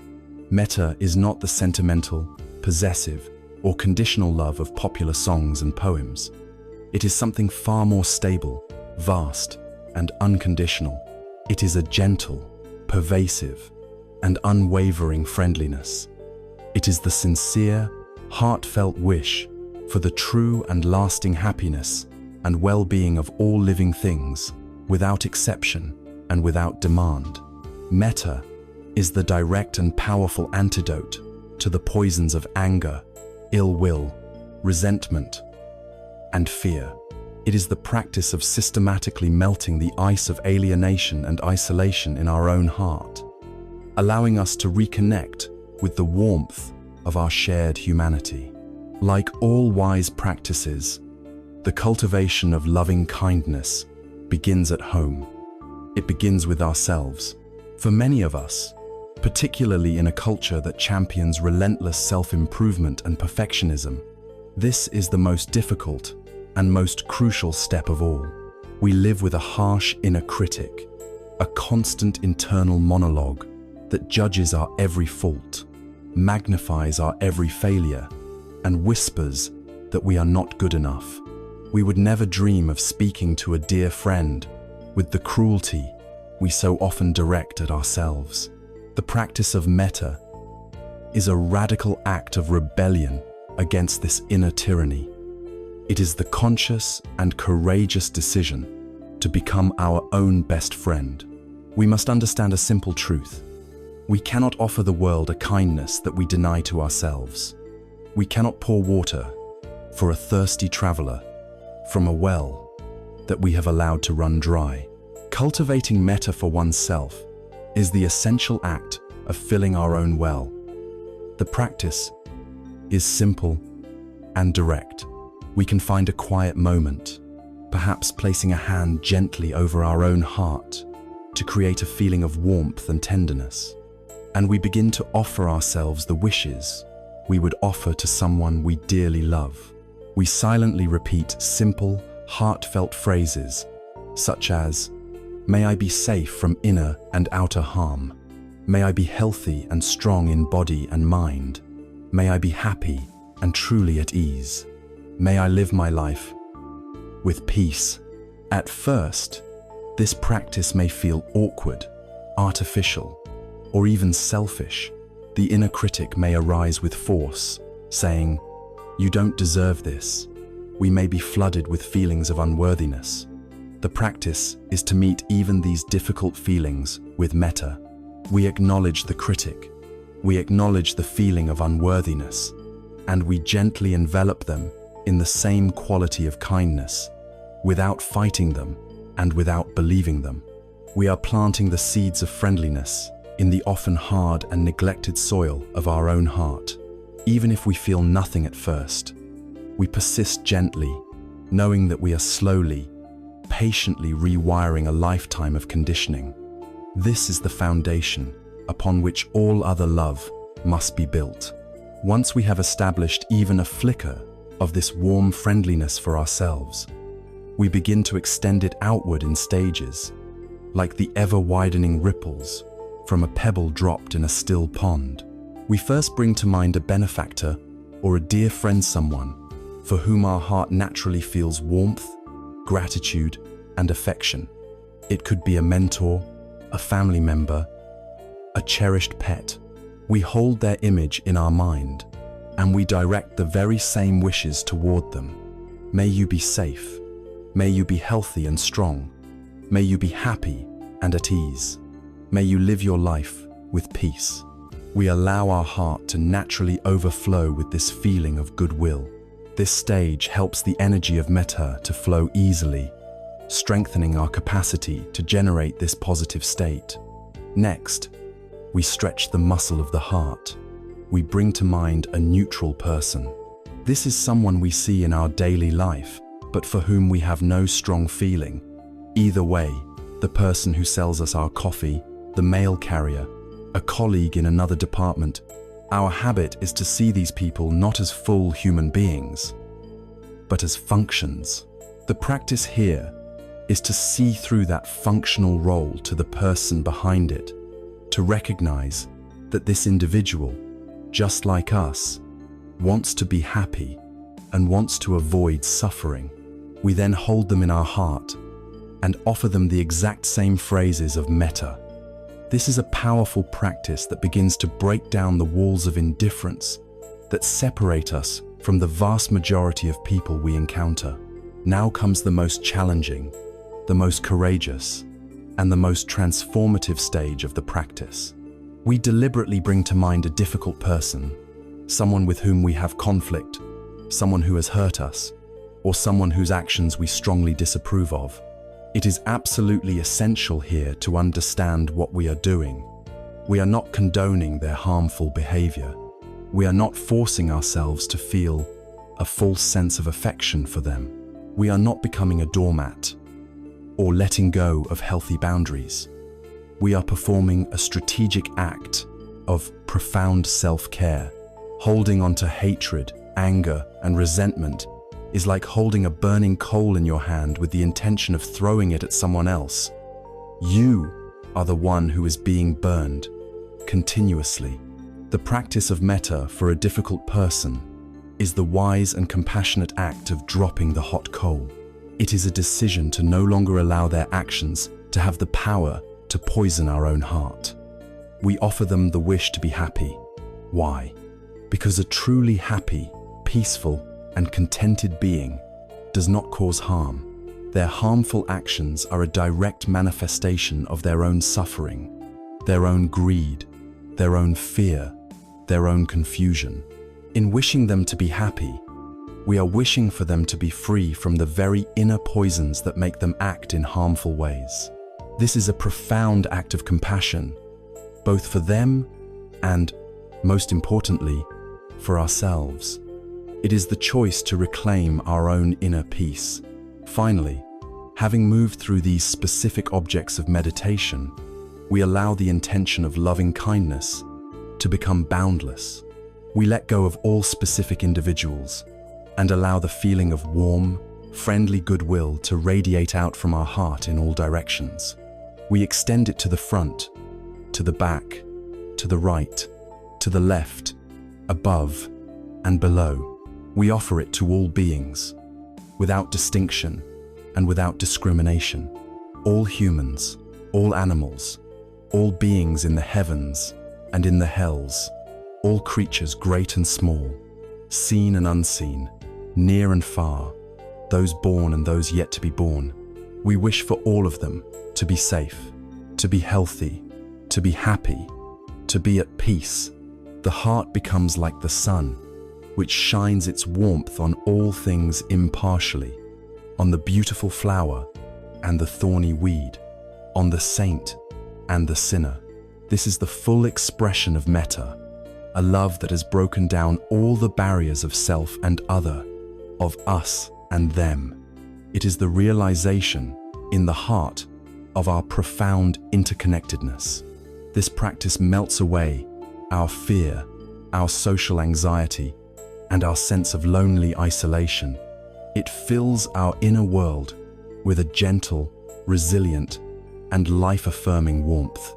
It is the natural, radiant state of a heart that is no longer imprisoned by the ego. But metta is the wish for all beings to find happiness. What happens when this boundless, friendly heart turns its gaze upon a being who is not happy, but is in the midst of active pain and distress? What happens when our loving kindness encounters the raw reality of suffering?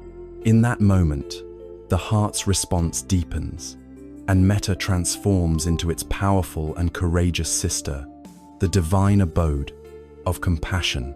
From the vast, open-hearted space of loving kindness, a new capacity is born. We have trained our hearts in unconditional friendliness, wishing for all beings to find happiness and peace.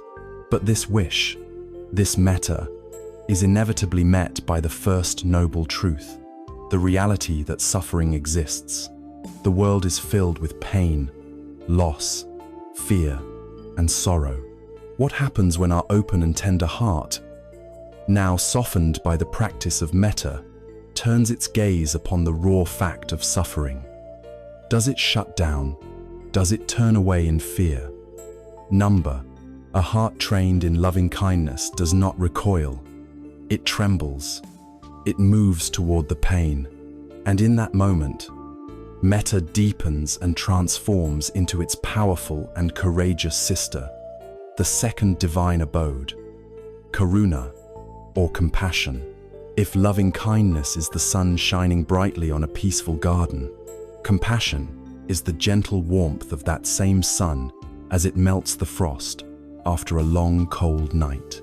It is the same radiant energy of the heart, but it is now responding to the presence of suffering. It is absolutely crucial to distinguish true compassion from its common counterfeit, pity.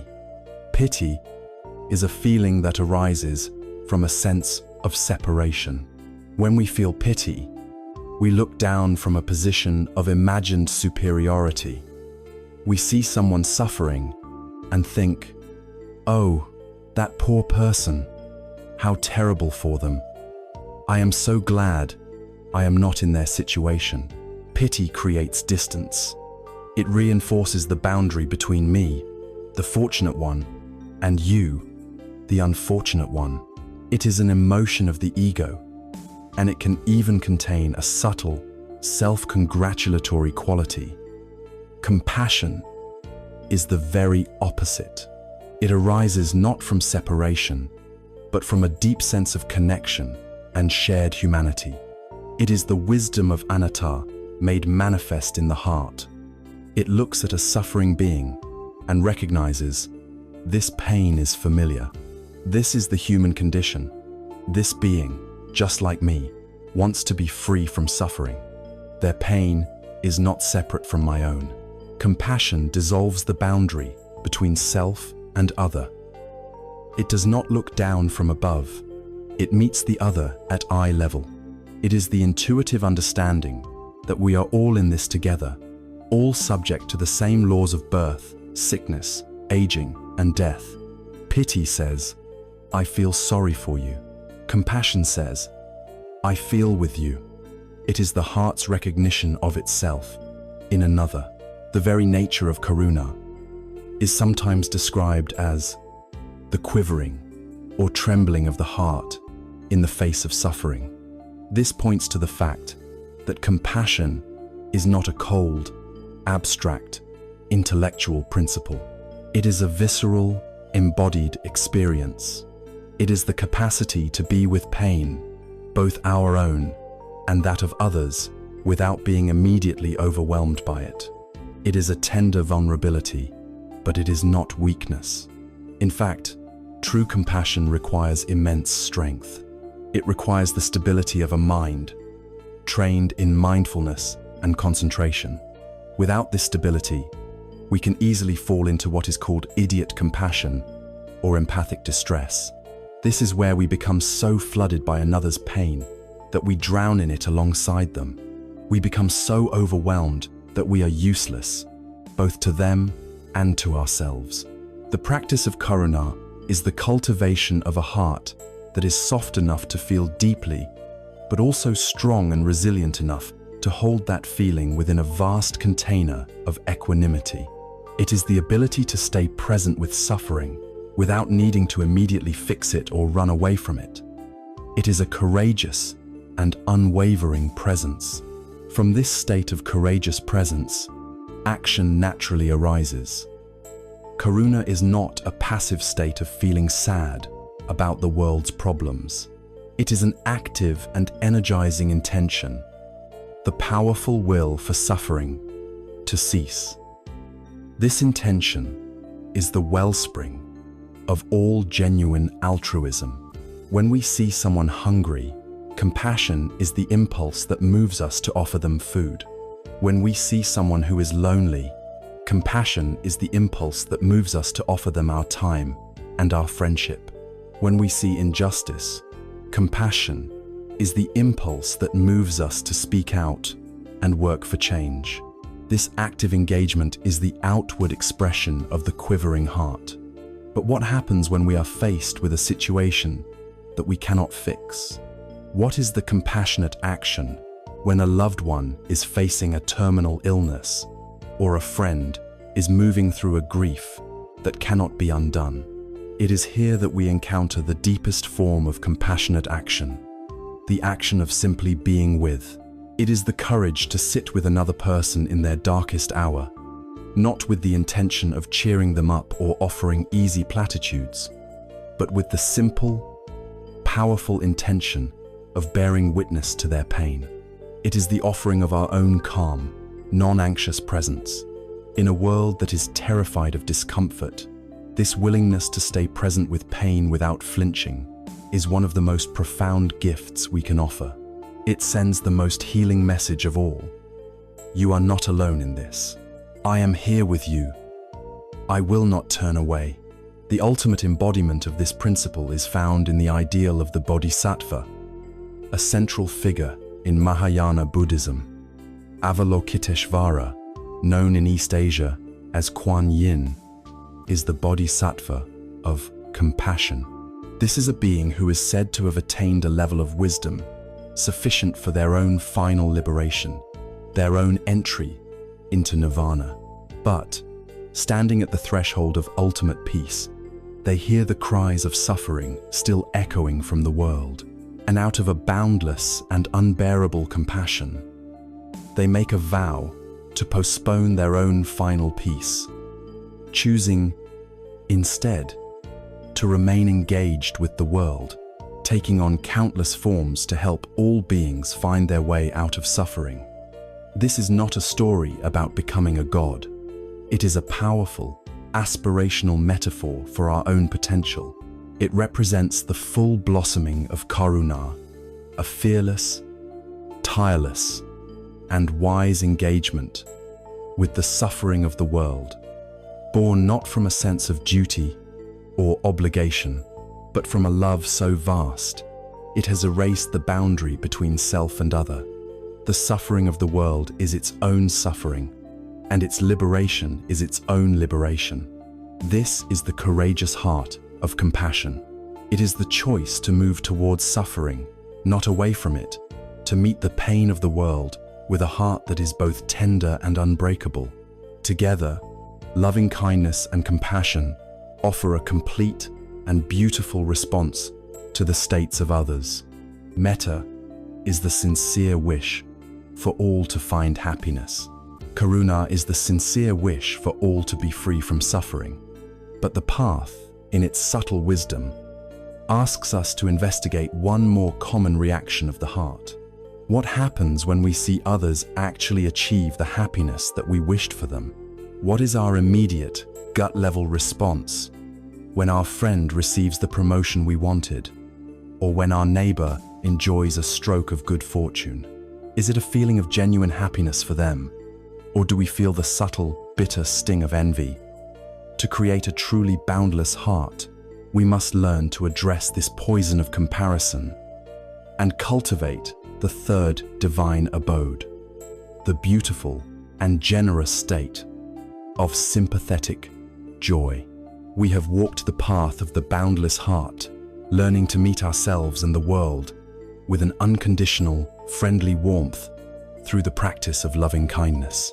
We have learned to face the reality of pain with a tender and courageous heart through the practice of compassion. Now, the training of the heart guides us toward two final, sublime qualities that complete and balance this inner transformation.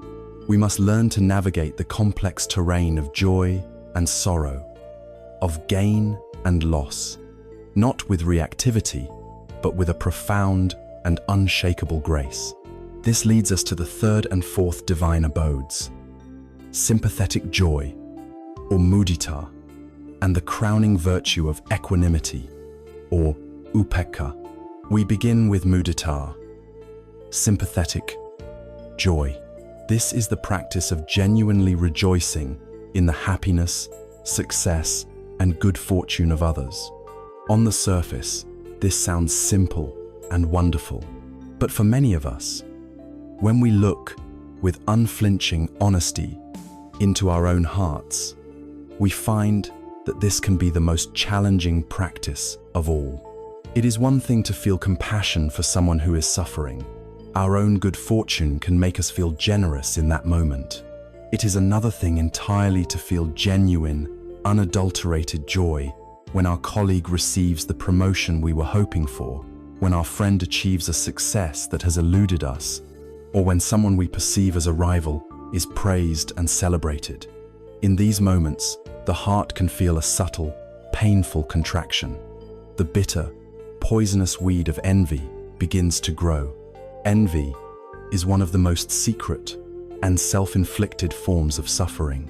It stems from the ego's mistaken belief in scarcity, the idea that life is a zero-sum game, that another person's success somehow diminishes our own portion, that there is only a limited amount of happiness to go around. This belief traps us in a state of constant comparison and competition. We live on what has been called the hedonic treadmill, but it is also a treadmill of social comparison, where we are always looking over our shoulder, measuring our worth against the perceived successes of others. This is an exhausting and joyless way to live. The practice of mudita is the direct and powerful antidote to this poison. It is the conscious choice to break free from the cramped prison of envy and to enter a world of boundless joy. The cultivation of mudita begins, like all wholesome states, with our own sense of well-being. The more we practice metta for ourselves, the more we feel a sense of inner richness and contentment, the less we will feel the need to compare ourselves to others. A heart that feels full does not feel diminished by the fullness of another. The active practice of mudita is a form of mindful attention. We deliberately start to look for the happiness of others. We make it a point to notice the small joys in the lives of people around USA friends' excitement about a new relationship, a child's delight in a simple game, a colleague's pride in a job well done. When we notice these moments, instead of letting them pass by, or worse, feeling a pang of envy, we pause. We bring our full attention to that person's happiness. We can use silent phrases, just as we do in metta practice. We can say in our heart, "I am so happy for you. I rejoice in your good fortune. May your happiness and success continue and grow." Like the other heart practices, we can cultivate this skill in stages. We begin with someone we love deeply, whose joy is easy for us to share. We feel their happiness as if it were our own. Then we stretch the muscle, extending the feeling to a neutral person. We see a stranger on the street, laughing with a friend, and instead of just ignoring them, we silently wish them well, taking a small, vicarious sip of their joy. The most advanced practice is to consciously direct mudita towards someone we consider a rival or someone whose success has triggered our envy in the past. This is a profound act of letting go of the ego. It is the recognition that their happiness does not harm us. It is the brave choice to replace the pain of envy with the expansive joy of appreciation. When we do this, a remarkable transformation occurs. We realize that if we can only be happy when good things happen to us, our opportunities for happiness are severely limited. But if we can learn to genuinely rejoice in the happiness of every person we meet, we have just multiplied our opportunities for joy a millionfold. Our world is no longer a competitive arena, but a vast garden filled with countless blossoms of happiness that we can appreciate and delight in, regardless of who they belong to. Mudita frees us from the exhausting game of comparison and allows our heart to participate in the boundless joy of the world. Having cultivated a heart that wishes all beings to be happy, that wishes all beings to be free from suffering, and that rejoices in the happiness they find, we arrive at the fourth and final divine abode. This is upekkha, or equanimity. Upekkha is the crowning virtue of the heart practices, the one that holds and balances all the others. It is a state of profound mental equilibrium, of unshakable balance, stability, and inner peace in the face of the turbulent ups and downs of life. And just as with the other terms we have explored, it is vital to understand what equanimity is not. Equanimity is not indifference. It is not apathy, detachment, or emotional coldness. This is the most common and dangerous misunderstanding of this profound quality. Indifference is a state rooted in ignorance and aversion. It is the mind that says, "I don't know, and I don't care. It doesn't affect me, so I will ignore it."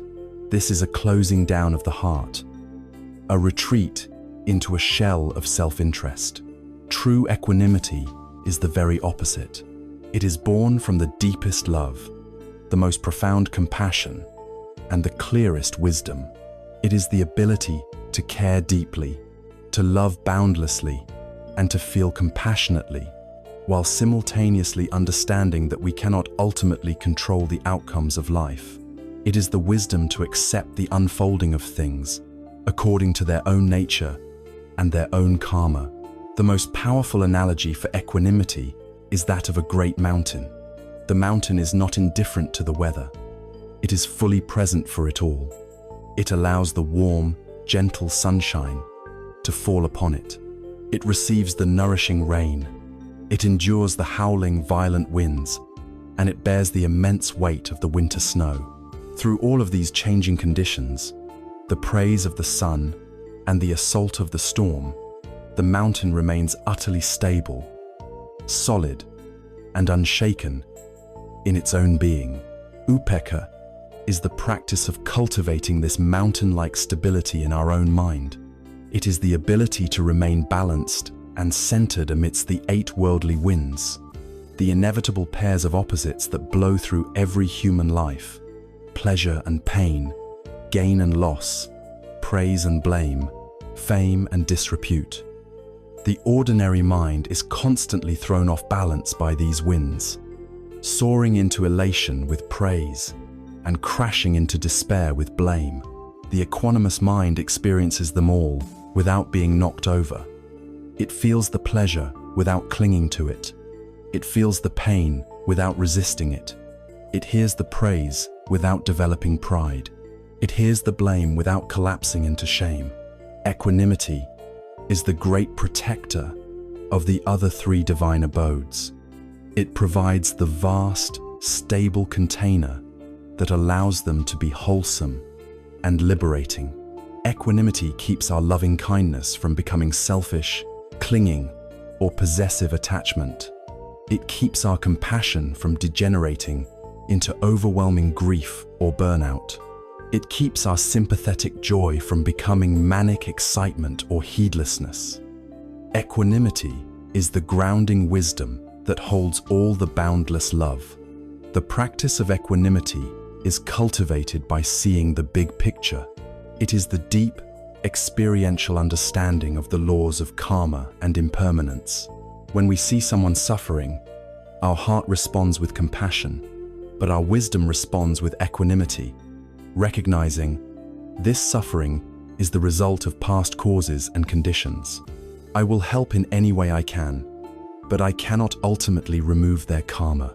When we see someone experiencing great success, our heart responds with sympathetic joy, but our wisdom responds with equanimity, recognizing this happiness is also the result of past causes and conditions, and it, too, is impermanent.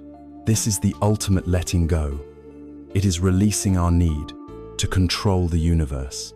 It is the profound peace that comes from accepting reality on its own terms. The four divine abodes, then, form a complete and perfect training of the human heart. Loving kindness opens the heart and dissolves anger. Compassion is the heart's response to suffering, dissolving cruelty. Sympathetic joy is the heart's response to happiness, dissolving envy. And equanimity is the deep, stabilizing wisdom that balances them all, dissolving our reactivity and our need to control. Together, they create a mind that is limitlessly loving, deeply compassionate, joyfully appreciative, and unshakably serene. This is the heart of an awakened being, having now walked the entire path from the clarifying wisdom of right view through the stabilizing foundation of ethical conduct to the deep inner trainings of mental discipline and the boundless heart we have assembled all the pieces. The final challenge is not to learn a new concept, but to weave all of these threads together into a single, seamless garment, to make the path not something we practice, but something we become. This is the art of integrating wisdom into the simple, ordinary moments of our daily lives. We have now traveled the entire length of the Noble Eightfold Path. We began with the clarifying light of right view, understanding the landscape of our lives. We built the firm foundation of an ethical life through right speech, right action, and right livelihood. We then turned inward, learning to train the mind and heart with the balanced energy of right effort, the unwavering presence of right mindfulness, the profound stability of right concentration, and the boundless warmth of loving kindness, compassion, sympathetic joy, and equanimity. We have, in essence, assembled a beautiful and seaworthy raft, designed for the sole purpose of carrying us across the river of suffering to the far shore of liberation. But a raft is useless if it remains on the shore. The final stage of this great journey is not about learning a new concept, but about learning to live the truth we have discovered. It is the art of integration, of weaving these 8 golden threads into the fabric of our ordinary, everyday lives. The goal is not to become a great meditator who is peaceful only on a cushion in a quiet room. The goal is to bring that peace, that clarity, and that kindness with us into the kitchen, into the car, into the office, and into the beautiful, messy reality of our human relationships. This integration of the path into daily life is sometimes called meditation in action, and the master key that unlocks this practice is right mindfulness. It is our capacity to be present that allows us to transform any moment, no matter how mundane into an opportunity for practice. Consider the simple act of washing the dishes. For the untrained mind, this is a mindless chore, something to be rushed through while the mind is lost in plans for the evening or resentments from the day. But for the mindful practitioner, washing dishes can become a profound meditation. We can practice mindfulness of the body, feeling the warmth of the water on our hands, the texture of the sponge, the weight of a plate. We can contemplate impermanence, watching as the dish is transformed from dirty to clean. We can cultivate gratitude for the food that was on the plate and for the complex web of life that brought it to us. The chore does not change, but our experience of it is utterly transformed from one of drudgery to one of peaceful presence. Or consider a situation that is a source of immense stress for many, being stuck in a traffic jam. The reactive mind sees this as a personal assault. It tenses up, the heart rate climbs, and the mind fills with the poison of anger and frustration. I'm going to be late. Why did this idiot cut me off? This is the experience of suffering. The practitioner, however, sees the traffic jam not as a problem, but as an opportunity, a mobile meditation hall. This is a perfect moment to practice right effort, consciously recognizing the arising of anger and choosing to gently let it go. It is a laboratory for right intention, a chance to look at all the other cars and cultivate compassion, recognizing that every driver in every car, just like us, simply wants to get home safely. We can practice mindfulness of the body, noticing the tension in our shoulders and consciously releasing it. The external situation is the same, but the internal experience is one of patience and peace instead of rage and stress. A difficult meeting at work is no longer a battlefield for the ego, but a training ground for right speech can. I speak my truth with kindness and clarity. A conversation with a loved one is no longer just a volley of opinions, but a chance to practice deep, compassionate listening, to offer the gift of our full, non-judgmental attention. Every single moment of our day, from the first breath upon waking to the last sigh before sleep, becomes an opportunity to walk the path. As we undertake this practice of integration, it is crucial to hold it with a sense of profound self-compassion. The spiritual journey is not a linear, upward climb to perfection. It is a crooked path, a spiral. There will be days of beautiful clarity where we feel mindful, patient, and kind. And there will be days when we feel completely lost, when our old, reactive habits take over and we act in ways we later regret. In these moments, it is so easy to fall into despair or self-criticism. This is where our practice of metta for ourselves becomes our most valuable tool. The measure of our practice is not that we never fall down. The measure of our practice is how quickly and with how much kindness for ourselves we get back up. Each time we get angry, each time we speak harshly, each time we get lost in worry, this is not a failure. It is simply new data. It is another precious opportunity to see our habits with clarity and to gently, patiently apply the wisdom of the path once more. The goal is not to become a perfect, flawless statue, but to become a persistent, resilient, and deeply forgiving human being. This leads to the ultimate purpose of the path. The goal is not to become some kind of passionless, superhuman saint, detached from the beautiful and painful realities of life. The goal is to become a whole, complete, and fully integrated human being, one who is capable of embracing the totality of their experience, the light and the shadow, the joy and the sorrow, with wisdom, with courage, and with an open and loving heart.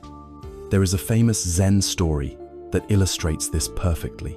A young, eager student approaches a wise old Zen master and asks him, "Venerable Sir, what did you do before you became enlightened?"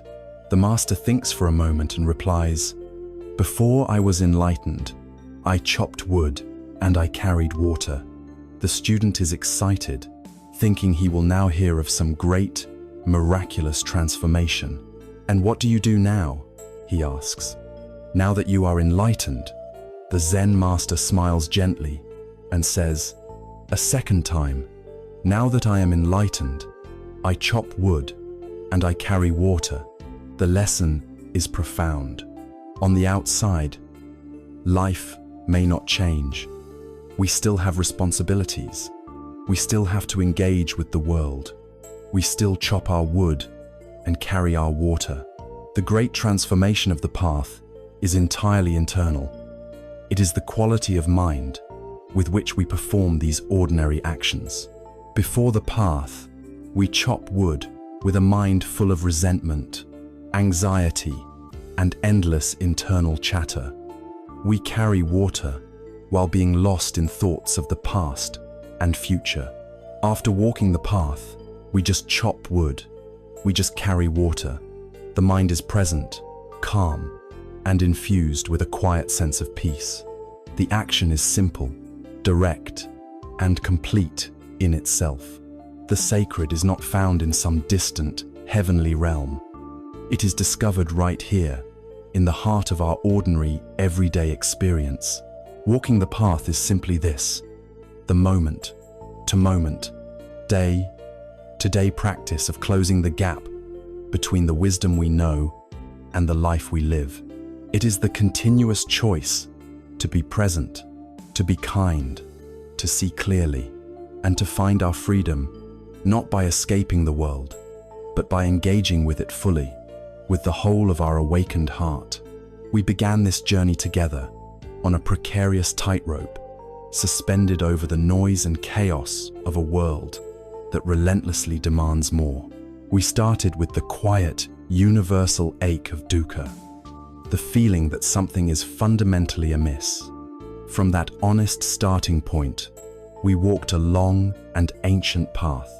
We dared to look for the source of our discontent, and we found it not in the world outside, but in the grasping and aversion of our own minds, the relentless thirst of tanha. We were then offered a promise of radical hope, that this thirst could be quenched, that the fires of suffering could be extinguished, a state of profound peace called nirvana.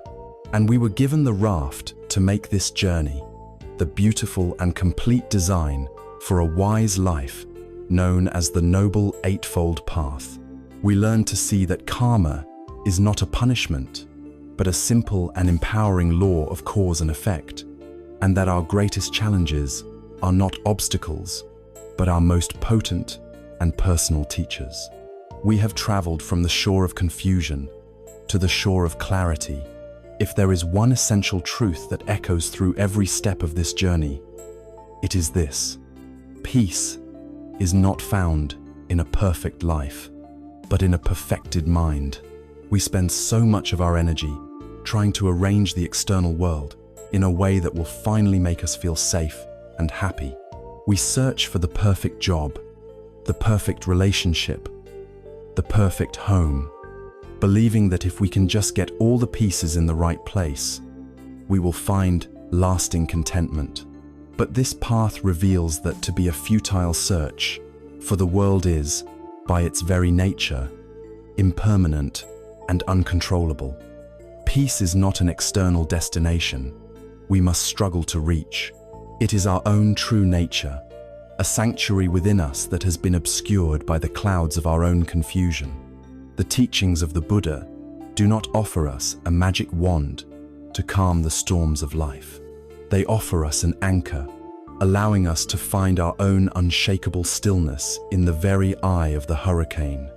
This peace is not something you must acquire. It is something you must simply uncover. And so, we leave you here, at the beginning of your own path. You do not need to call yourself a Buddhist to walk it. You do not need to adopt foreign rituals or believe in articles of faith.